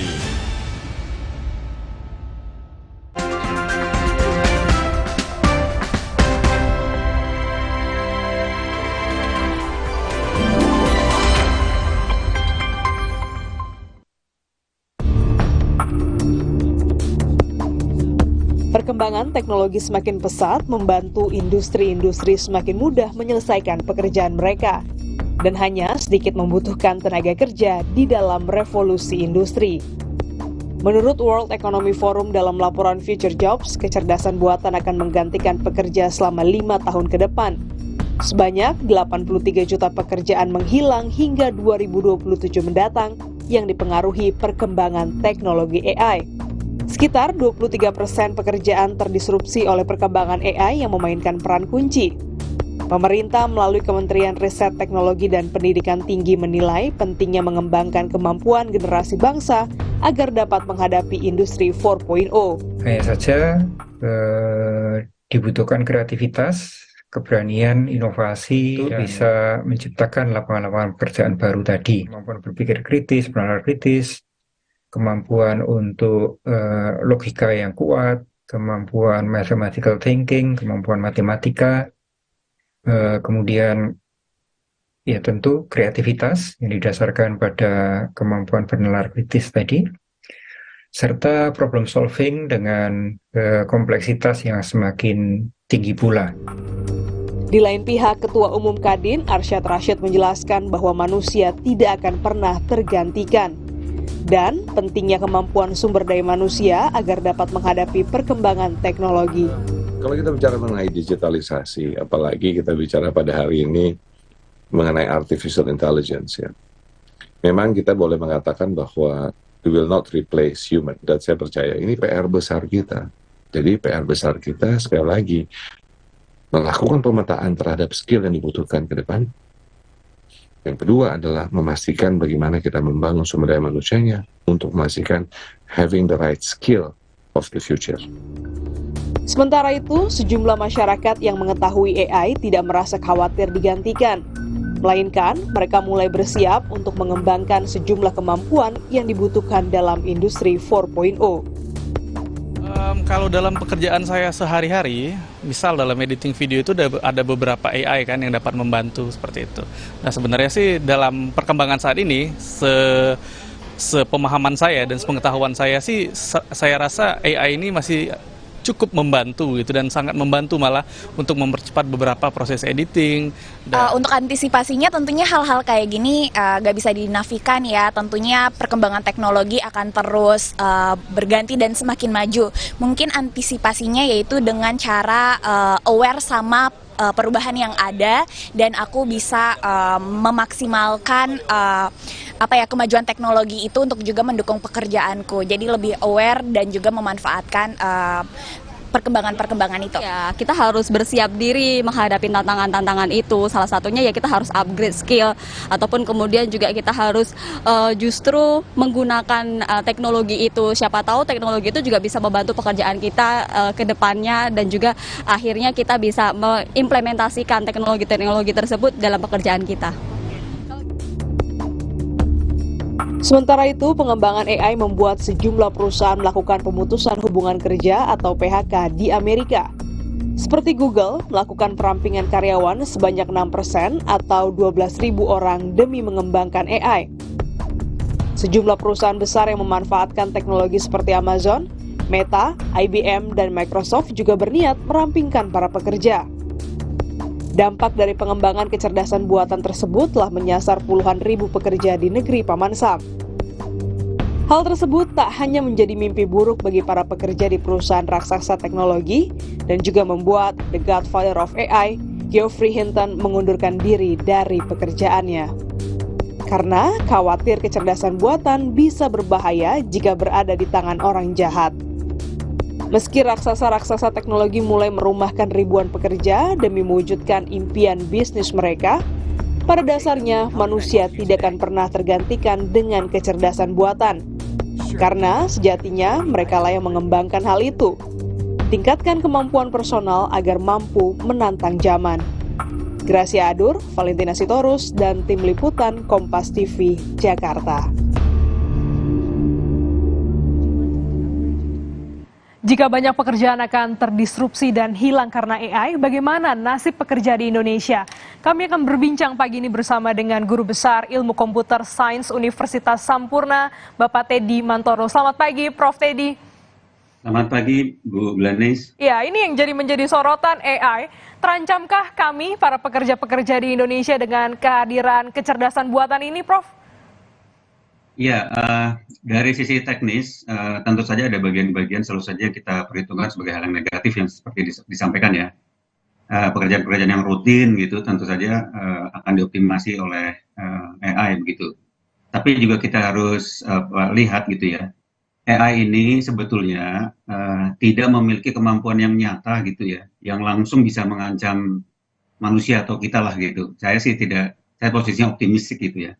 AI ini justru dirancang, ini bekerja dengan sebagai alat gitu, untuk membantu dalam berbagai tugas dan pekerjaan gitu. Kita sudah lihat lah ya, hal-hal yang sangat kompleks terbantu. Bahkan buat contoh, kita bisa ngemail gitu dari sekarang atau WA dari sekarang dalam sekian detik sampai ke Anda sekalian gitu. Menurut saya di bagian-bagian itu tidak mengancam sama sekali gitu. Walaupun dari sisi lain, karena atas nama efisiensi gitu, seperti tadi disampaikan ya di dalam beberapa slide movie tadi itu, reduce jenis pekerjaan gitu. Ini saya ingin menyampaikan sedikit data ya. Saya ingin menyampaikan optimistik nih ceritanya gitu. Jadi di Indonesia tahun 1999 itu pengguna internet itu hanya 30 juta orang ya. Sekarang ini 212,9 juta. Ya, meningkat pesat, Prof. Meningkatnya dahsyat luar biasa. Apa sih akibatnya? Lonjakan kita itu dari sisi ekonomi kan dahsyat sekali. Nah, kalau kita bicara internet ya dekat-dekat kayaknya IT lah gitu ya. Dan kalau misal lonjakan income itu meningkat, penjualan itu meningkat, ya ekonomi kita maju gitu. Saya melihat bahwa ini justru SDM kita itu malah yang skill AI-nya baik itu malah sangat diperlukan ke depan gitu. Saya sih memandangnya malah seperti demikian. Oke, optimistis dan lebih ke depannya nih SDM kita untuk lebih difokuskan menguasai untuk skill-skill kecerdasan buatan. Tadi juga disampaikan beberapa perusahaan teknologi raksasa di Amerika mulai merampingkan pekerja untuk fokus mengembangkan AI. Dalam beberapa tahun lagi, apakah ini juga bisa terjadi di Indonesia, Prof? Ya, kalau melihat tren ke depan secara umum, saya optimistik kita akan terus meningkat gitu ya, di berbagai sektor, di berbagai, apalagi ini begitu selesainya COVID-19, ini mulai serba terbuka, pekerjaan-pekerjaan tidak hanya online tapi mulai fisik juga sudah mulai turun. Saya melihatnya ke depannya juga akan meningkat, tetapi harus kita sadari juga ada beberapa perusahaan-perusahaan gitu yang karena ya, ini bukan karena melulu karena AI hanya dampak akhirnya gitu. Misalnya idenya kurang strong. Tahu-tahu misalnya ada teknologi baru yang menggerogoti teknologi yang sedang dia kembangkan oleh perusahaan tertentu. Atau ada hal yang lain, Bu. Contoh ya, tiba-tiba sebuah perusahaan kena hack gitu ya. Seperti sekarang ini kan kebocoran data ya, pelanggaran data begitu banyak. Statistik menunjukkan kalau ada satu buah company sebaik apapun dia gitu, kalau dia kena di hack gitu ya, diretas begitu. Kemudian semua data transaksinya dia hilang, ya mereka hanya bisa survive barangkali 3-6 bulan. Apa sih artinya? Artinya kalau misalnya terjadi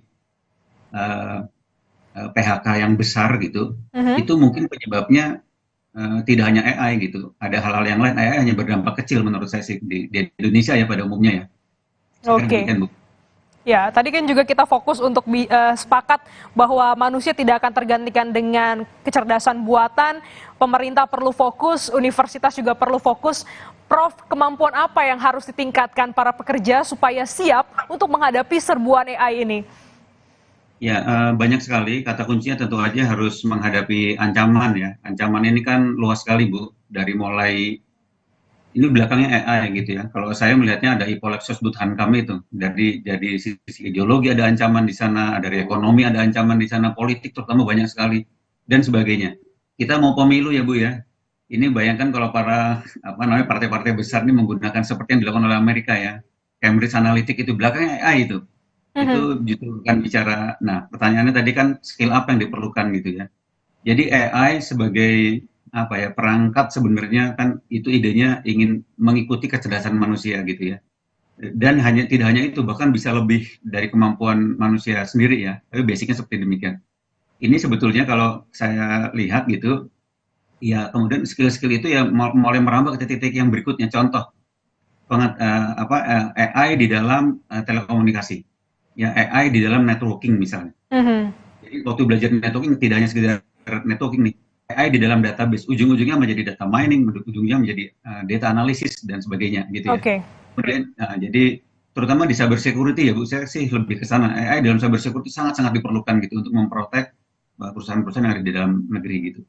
Oke, jadi memang ini adalah peluang ya, bukan hanya sebagai tantangan, tapi ini juga di sisi lain sebagai peluang untuk nantinya masyarakat Indonesia ini lebih fokus untuk keamanan cyber, terutama ini juga tantangan untuk menghadapi serbuan kecerdasan buatan. Terima kasih Profesor Teddy Mantoro, Guru Besar Ilmu Komputer Sains Universitas Sampurna, telah bergabung di Kompas Bisnis pada pagi hari ini. Sehat selalu, Prof. Terima kasih Bu, selamat pagi. Dan saudara tetaplah bersama kami usai jeda, Sapa Indonesia Pagi akan kembali dengan sejumlah informasi lainnya.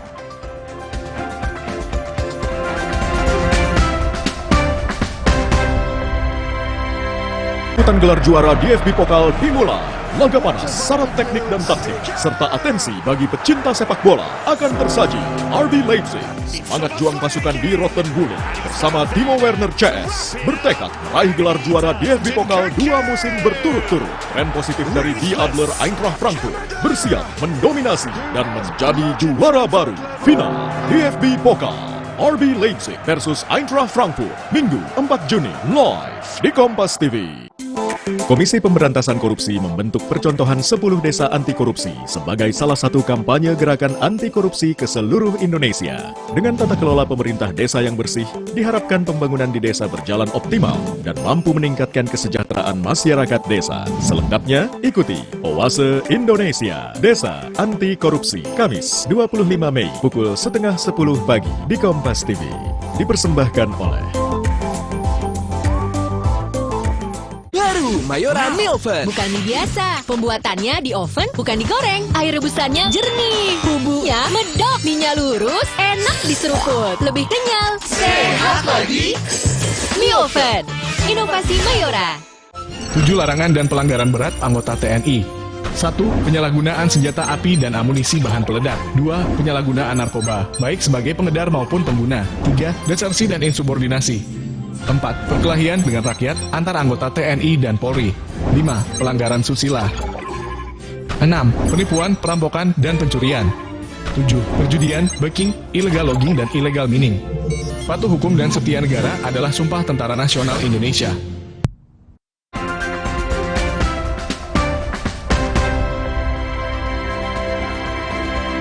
Saudara, kami lanjutkan Sapa Indonesia Pagi dengan informasi berikut. Satpol PP DKI Jakarta membongkar 22 ruko atau rumah toko penyerobot jalan. Petugas juga membongkar lantai ruko yang menutupi saluran air.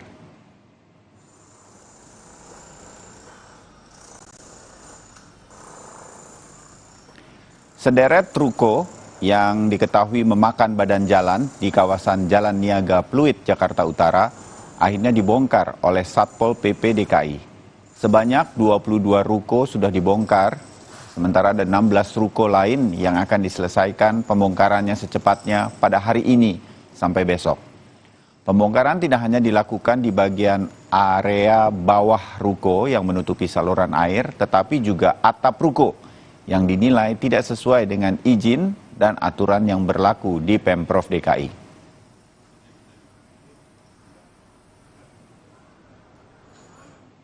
Saudara, penertiban ruko yang memakan badan jalan di Pluit, Jakarta Utara hari ini kembali dilanjutkan pembongkarannya. Kita akan segera memantau prosesnya bersama jurnalis Kompas TV Asri Gunawan.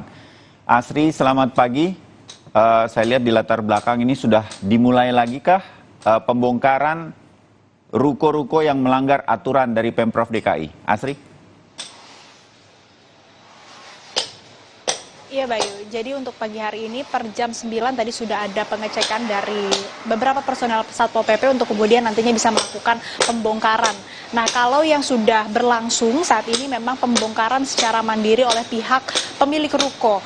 Nah, dari jumlah 42 ruko yang melanggar aturan ataupun juga tidak sesuai dengan izin di sekitar Jalan Niaga Pluit, Jakarta Utara, kemarin sudah ada 22 ruko yang dibongkar oleh Satpol PP DKI dan juga beberapa ruko yang dibongkar secara mandiri oleh pemilik ruko itu sendiri. Nah, artinya sampai saat ini masih ada sekitaran belasan ruko yang memang belum dilakukan pembongkaran dan rencananya akan dimulai pembongkaran oleh Satpol PP DKI pada pukul 9.30 pagi hari ini.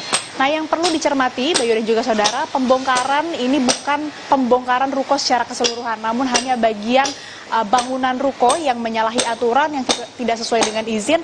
Salah satunya adalah bangunan ataupun juga area lantai atau area bawah ruko yang ini menyerobot lahan ataupun juga area parkir begitu. Dan juga ada beberapa lantai-lantai ruko yang menutupi saluran air sehingga ini memang menjadi hambatan. Selain dari area bawah atau area lantai, area atap juga ada beberapa ruko yang menyalahi aturan dan nantinya ini akan ditertibkan, akan dilakukan pembongkaran oleh Satpol PP DKI. Nah, mengapa kemudian adanya pembongkaran?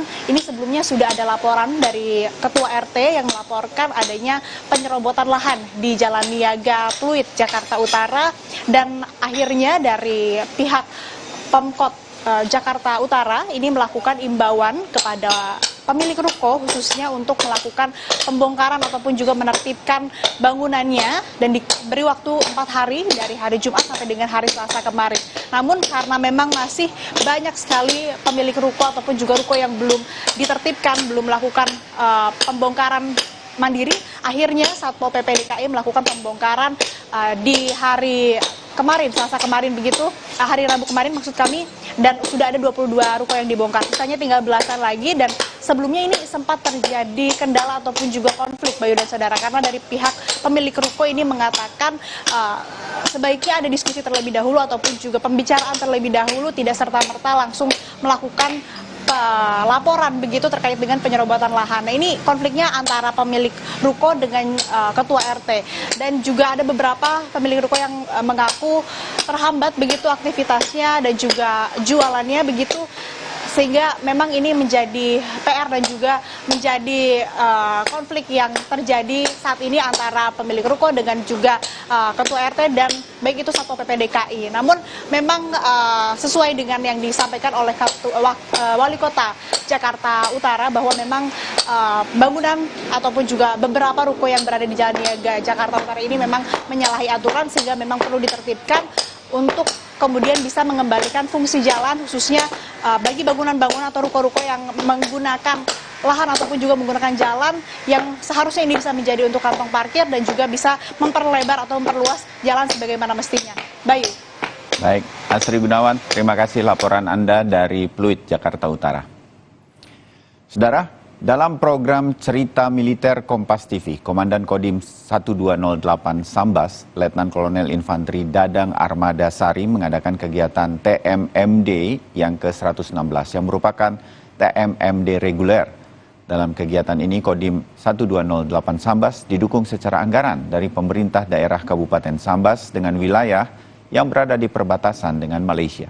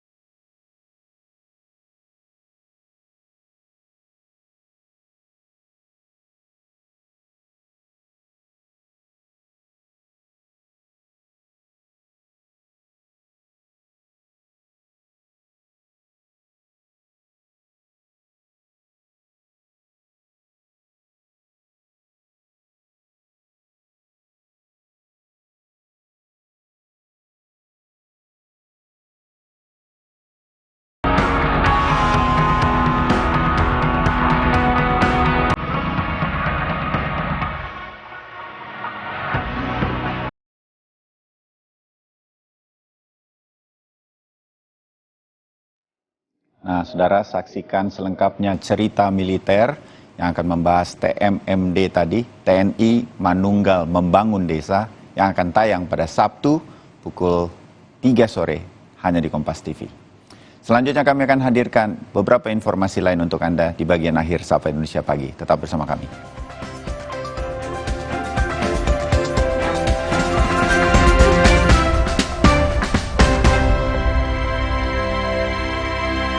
Konstelasi Pilpres 2024 kian panas. PDIP menegur Gibran usai bertemu Prabowo beberapa kali di Solo. Hingga survei terbaru Litbang Kompas merilis elektabilitas Prabowo lebih tinggi daripada Anies dan Ganjar. Benarkah Pilpres 2024 hanya akan diikuti 2 calon presiden? Bersama pendiri Lembaga Penelitian CSIS, Yusuf Wanandi, dalam Rosi, Kamis 25 Mei, pukul 8:30 malam di Kompas TV. Untuk mereka yang bangun lebih pagi, agar bisa mendengarkan lebih awal, untuk mendengar lebih banyak hal, membaginya tepat waktu, agar lebih banyak yang mendengar, lebih banyak yang melihat. Dari generasi ke generasi, dengan lebih pasti. Wah, makan.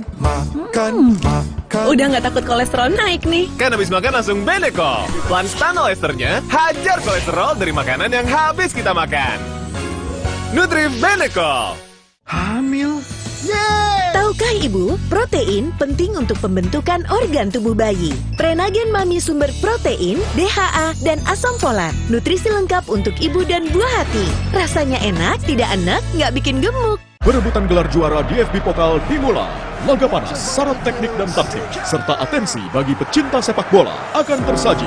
RB Leipzig, semangat juang pasukan di Rottenbulle bersama Timo Werner CS bertekad meraih gelar juara DFB Pokal 2 musim berturut-turut. Tren positif dari Die Adler Eintracht Frankfurt bersiap mendominasi dan menjadi juara baru. Final DFB Pokal, RB Leipzig versus Eintracht Frankfurt, Minggu 4 Juni, live di Kompas TV.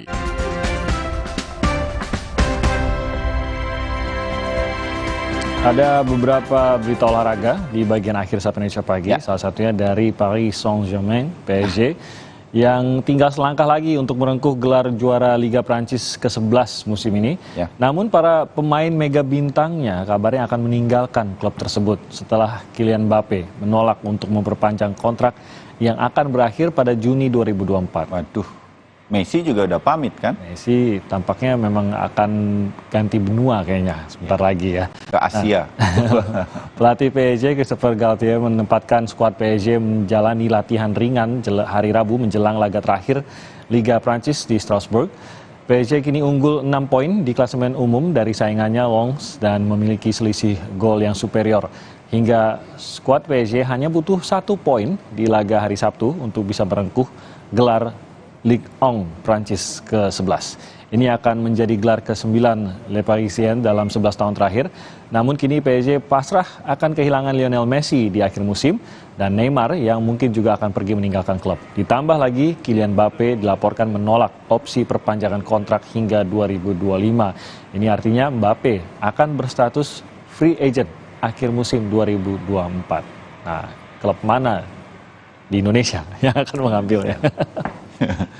Tapi ini masih mahal-mahal, Pak. Pastilah. Mau Neymar, Mbappe, apalagi Messi begitu. Ini semua bintang mahal yang ya saya nggak tahu nanti. Apa ada sebuah klub berkoalisi gitu? Untuk patungan. Untuk patungan. Mainnya buat siapa tapi? Ya itu dia. Nanti kalau derby gimana? Gantian. Kita masih membayangkan mereka akan bermain di mana. Dari dunia basket juga begitu. Ini ada bintang Los Angeles Lakers, LeBron James, yang juga tengah mempertimbangkan pensiun dari dunia basket. Pebasket yang kini sudah berusia 38 tahun ini telah memberikan sinyal untuk mundur dari dunia basket usai timnya tersingkir dari final NBA wilayah Barat. Pebasket yang bertinggi badan lebih dari 2 meter ini baru saja mengakhiri musim ke-20 dalam karirnya di NBA dengan kekalahan 0-4 dari Denver Nuggets. Hasil ini membuatnya gagal ke final NBA 2023. Dalam laga terakhir, LeBron James mencetak poin tertinggi di fase playoff, nyaris meraih triple-double dengan raihan 40 poin, 10 rebound, dan 9 assist. Meski penampilannya sebenarnya masih sangat on fire, dirinya tidak menampik bahwa usia memberikan dampak yang signifikan dalam permainannya selama ini. Dirinya sudah kerap cedera hingga sempat absen selama 1 bulan pada musim reguler 2022-23. Selama 20 tahun tampil di kompetisi NBA, ini dia torehannya. LeBron James telah meraih 4 gelar juara bersama 3 tim yang berbeda, Miami Heat, Cleveland Cavaliers, dan LA Lakers. Ya, itu sebuah era juga tuh. Iya, LeBron ini James. Legenda juga untuk Legenda NBA. juga, betul. Dan informasi dari LeBron James tadi mengakhiri jumpa kita di Sapa Indonesia Pagi. Jangan lupa, saudara, sukseskan pemilu 2024 dan pastikan Anda tetap di Kompas TV independen terpercaya untuk bisa mengikuti seluruh perkembangan terkait dengan pemilu 2024 nanti. Iya. Kita pamit dulu, saya Timothy Marbun. Dan saya Bayu Sutiono. Terima kasih atas perhatian Anda. Sampai jumpa.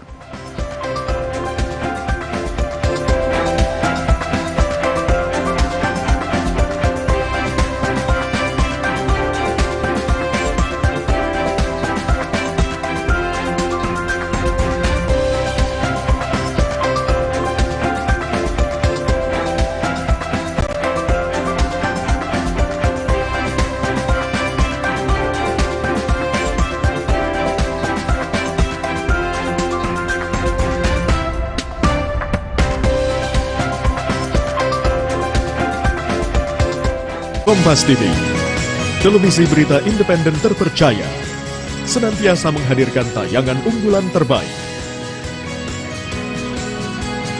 Kompas TV, independen, terpercaya. Sesaat lagi, Anda akan menyaksikan Oase Indonesia, dipersembahkan oleh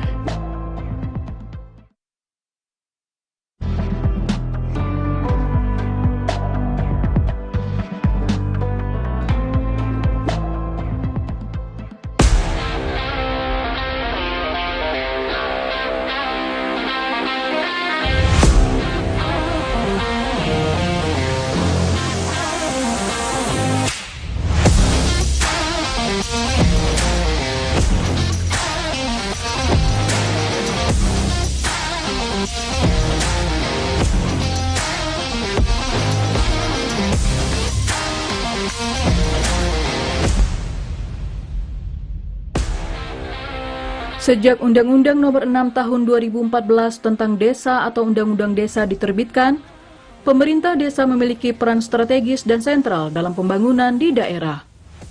Pemerintah desa mendapatkan alokasi dana desa atau ADD sebesar 1 miliar hingga 1,6 miliar rupiah per tahun per desa untuk membangun dan meningkatkan perekonomian di desa. Adanya alokasi dana desa berpotensi terjadi tindakan korupsi dan penyalahgunaan wewenang bila tidak disertai pengawasan dan evaluasi yang ketat, berakibat pembangunan dan kesejahteraan di desa tidak tercapai. Kalau kita lihat APBD desa juga meningkatnya drastis sekali. 2014 itu rata-rata 329 juta 2014. 2015 itu sudah naik menjadi 701 juta. 2021 1,6 miliar. Hati-hati pengelolaan dana desa yang jumlahnya tidak sedikit. Jumlahnya sangat besar sekali.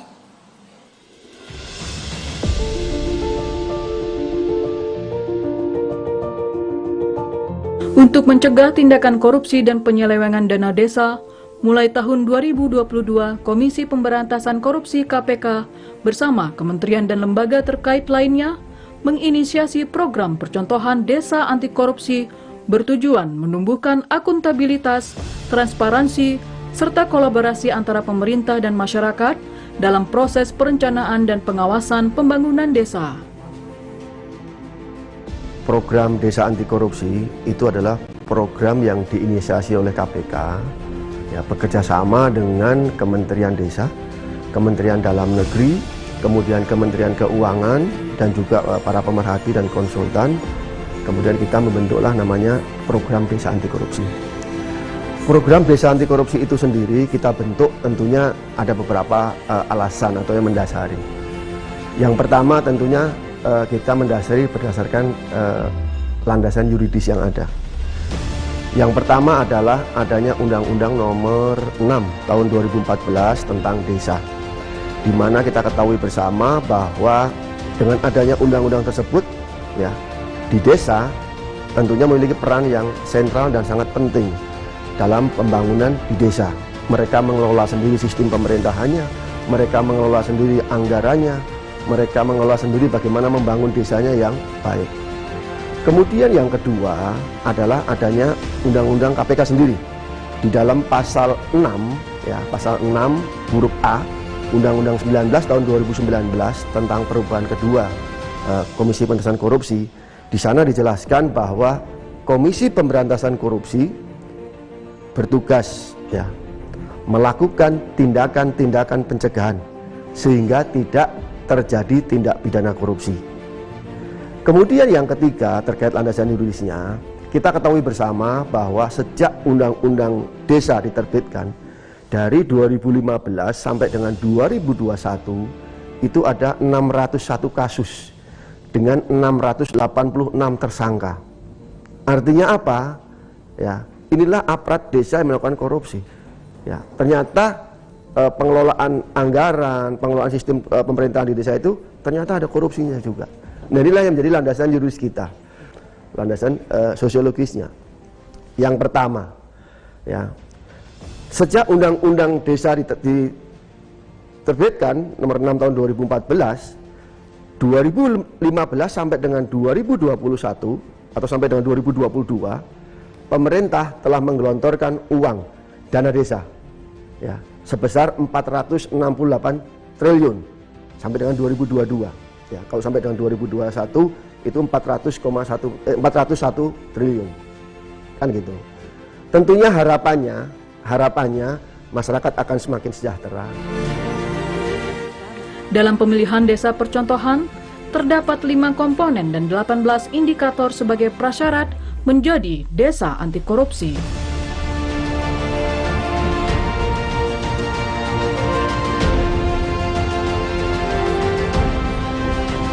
Jadi program desa anti korupsi ini sekali lagi adalah bagaimana kita mendorong peran serta masyarakat. Makanya di dalam buku desa anti korupsi atau yang menjadi panduan daripada desa anti korupsi ini saat ini ada 5 komponen utama, kemudian 18 subkomponen, kan gitu. 5 komponen utama itu apa saja? Yang pertama adalah penguatan tata laksana, kemudian penguatan pengawasan, kemudian pelayanan publik, kemudian yang keempat adalah partisipasi masyarakat, kemudian yang kelima adalah kearifan lokal. Nah, di dalam tata laksana ini tentunya pemerintah desa bekerja sesuai dengan aturan-aturan. Mana-mana yang belum ada aturannya dibuat. Contoh misalnya aturan tentang gratifikasi dan suap. Ya, rata-rata desa belum ada, dibuat. Ya, dirembuk dengan masyarakat di situ. Ya, ini jadikan panduan. Kemudian sosialisasikan.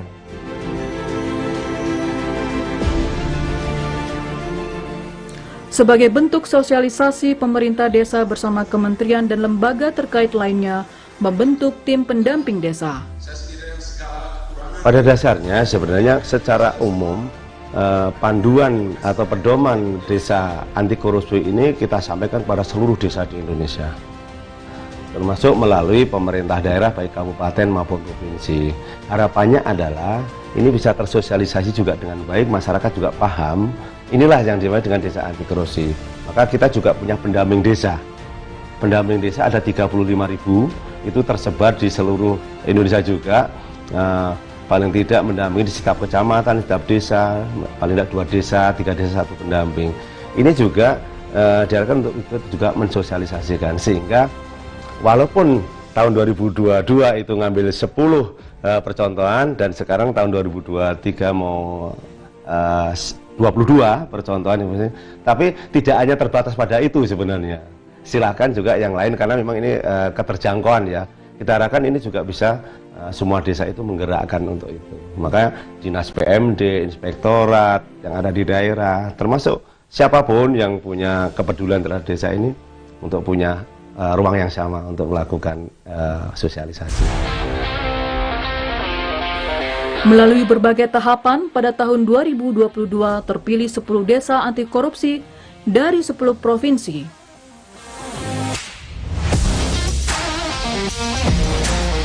Manfaat program desa anti korupsi dengan tujuan utama menyejahterakan masyarakat mulai dirasakan oleh warga desa Cibiru Wetan, Kabupaten Bandung, Jawa Barat.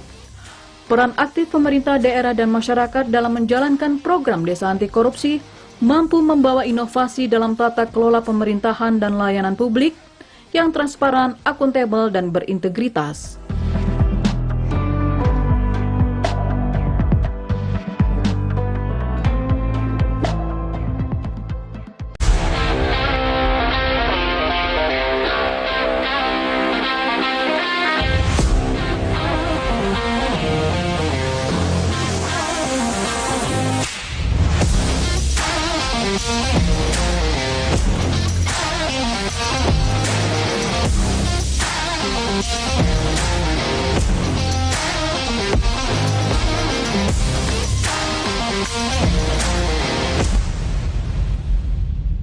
Konstelasi Pilpres 2024 kian panas.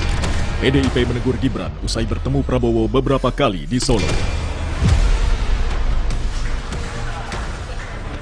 Hingga survei terbaru Litbang Kompas merilis elektabilitas Prabowo lebih tinggi daripada Anies dan Ganjar. Benarkah Pilpres 2024 hanya akan diikuti 2 calon presiden? Bersama pendiri lembaga penelitian CSIS, Yusuf Wanandi, dalam Rosi, Kamis 25 Mei, pukul 8:30 malam di Kompas TV.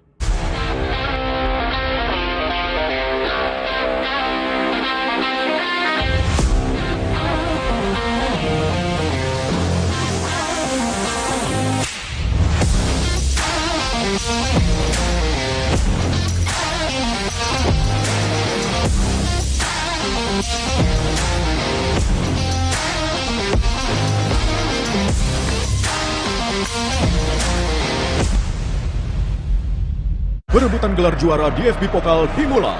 Laga panas, syarat teknik dan taktik, serta atensi bagi pecinta sepak bola akan tersaji. RB Leipzig, semangat juang pasukan di Rottenbulle bersama Timo Werner CS bertekad meraih gelar juara DFB Pokal 2 musim berturut-turut. Tren positif dari Die Adler Eintracht Frankfurt bersiap mendominasi dan menjadi juara baru. Final DFB Pokal, RB Leipzig versus Eintracht Frankfurt, Minggu 4 Juni, live di Kompas TV.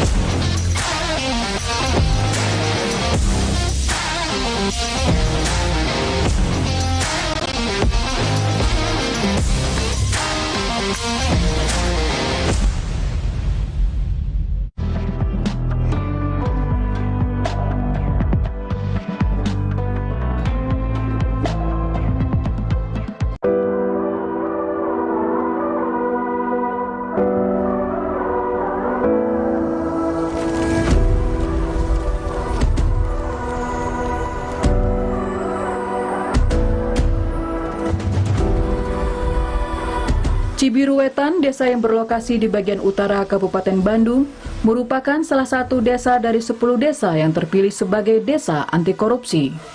Desa Cibiru Wetan merupakan desa anti korupsi dengan jumlah penduduk terbanyak dibandingkan 9 desa lainnya, yakni sebesar 18.000 jiwa. Desa Cibiru Wetan terpilih sebagai desa anti korupsi dikarenakan transparansi informasi penggunaan dana desa dan partisipasi masyarakat yang tinggi dalam sistem tata kelola desa.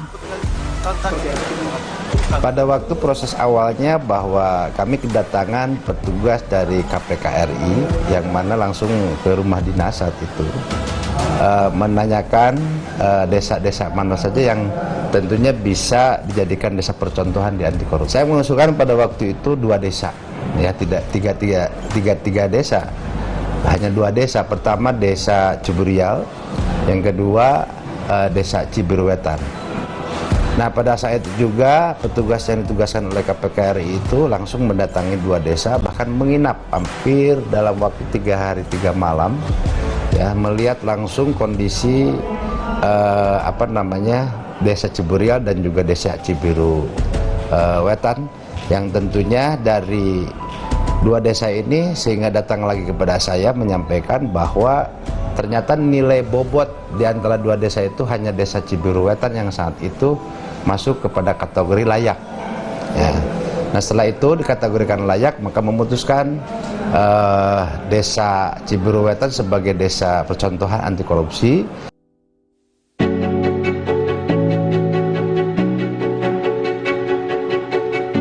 Transparansi informasi alokasi atau penggunaan dana desa merupakan salah satu strategi utama pemerintah Kabupaten Bandung untuk menjalankan program desa anti korupsi. Terkait dengan keterbukaan atau transparansi informasi, memang ada beberapa yang dilakukan oleh kita. Yang pertama, kita wajibkan mereka mengekspos kepada masyarakat, baik itu melalui laporan atau melalui rapat-rapat tentang anggaran berapa, apa saja yang akan dilaksanakan, kemana saja uang yang akan beredar, seperti itu. Bagaimana pertanggungjawaban yang dibuat. Kemudian dengan digitalisasi, uang atau pelaksanaan keuangan di desa itu sudah bukan tunai lagi, tetapi melalui cashless, tidak memakai uang. Jadi transfer, sehingga akan ketahuan kan, ini kemana, ini seperti itu. Nah itu adalah untuk memudahkan masyarakat. Itu reward dari Pak Bupati kepada desa Cibiru yang sudah menjadi juara. Nah sehingga masyarakat itu sudah tidak perlu jauh-jauh datang ke kabupaten apabila akan membuat KTP, akan membuat kartu keluarga, akan membuat akte. Jadi itu dimanfaatkan. Dan di Kabupaten Bandung memang belum seluruhnya, dari 270 desa tahap awal itu kemarin kalau tidak salah baru 40-an, dan salah satunya adalah Cibiru Wetan. Jadi dengan adanya itu juga, dengan adanya ADM itu sudah membantu masyarakat juga, sehingga pelayanan lebih cepat, lebih tepat, dan tidak perlu ongkos lagi untuk jauh-jauh datang ke soreang. Pemerintah desa juga turut memberikan ruang bagi masyarakat untuk meningkatkan partisipasi sebagai salah satu agen perubahan program desa anti korupsi yakni melalui berbagai kebijakan seperti rembuk desa, musyawarah dusun, musyawarah desa, dan penerapan aplikasi digital pada layanan publik di Desa Cibiru Wetan. Proses perencanaan tingkat partisipasi masyarakat itu sangat tinggi. Pertama, kehadiran dalam musyawarah-musyawarah di desa. Kemudian sebelum perencanaan, BPD melaksanakan rembuk dusun, namanya rapat dengar pendapat ya. BPD dengan kelompok-kelompok masyarakat dari perwakilan tiap RW, kemudian profesi, pedagang, tukang ojek, pemerhati pendidikan, itu larut dalam pertemuan yang difasilitasi oleh BPD dan tim perencanaan desa. Kemudian melahirkan gagasan-gagasan dari tiap dusun. Kemudian pada saatnya dibawa ke musyawarah desa, itu hadir seluruh komponen masyarakat dan mereka secara aktif menyuarakan gagasan prioritas pembangunan, dan kita di live streaming disaksikan oleh seluruh halayak, baik orang Cibiru Wetan maupun orang lain yang berminat, termasuk juga media. Belum lagi kanal aspirasi melalui aplikasi Simpel Desa. Kita ada lapor Pemdes dan Japri BPD. Kemudian melalui aplikasi Balai Desa itu ada fitur pengaduan masyarakat. Pertama di website desa kita proaktif di upload setiap aktivitas kegiatan yang selesai dilaksanakan. Kemudian kalau kegiatan-kegiatan yang sudah pemeriksaan inspektorat sudah dinyatakan clear, dokumentasinya kita juga naikkan di website desa. Kemudian informasi APBD tahun berjalan dan informasi APBD realisasi. Ada juga rapat pelaksanaan kegiatan, mengundang masyarakat. Kemudian ada rapat serah terima kegiatan pada saat selesai. Dan desa juga melaksanakan transparansi melalui Musdes informasi laporan penyelenggaraan pemerintah desa akhir tahun anggaran. Biasanya dilaksanakan maksimal bulan Maret dan kita sudah 3 tahun ini selalu melaksanakan.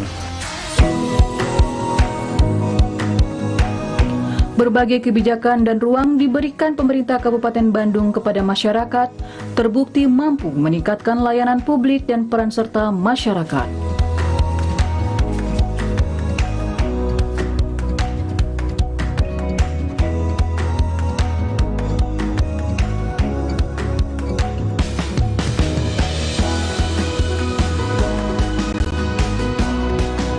Pelayanannya sangat baik, cepat tanggap, orangnya ramah-ramah, juga tidak ada pungutan biaya. Kan desa Cibiru Wetan anti korupsi, jadi aman, tidak ada pungli. Selain Desa Cibiru Wetan yang memiliki semangat tinggi dalam menjalankan tata kelola pemerintah desa anti korupsi, di Kabupaten Banyuwangi, Jawa Timur, terdapat Desa Sukojati yang awalnya merupakan desa tertinggal, namun kini menjadi desa percontohan anti korupsi bagi semua desa di Provinsi Jawa Timur.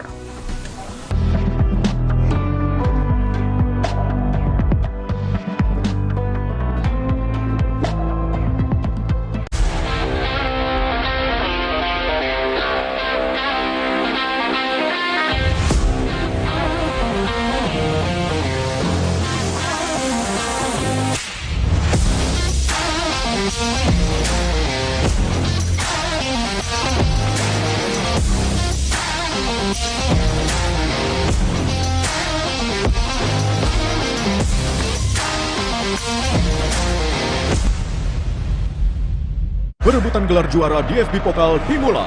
Laga panas, syarat teknik dan taktik, serta atensi bagi pecinta sepak bola akan tersaji. RB Leipzig, semangat juang pasukan di Rottenbulle bersama Timo Werner CS bertekad meraih gelar juara DFB Pokal 2 musim berturut-turut. Tren positif dari Die Adler Eintracht Frankfurt bersiap mendominasi dan menjadi juara baru. Final DFB Pokal RB Leipzig versus Eintracht Frankfurt, Minggu 4 Juni, live di Kompas TV.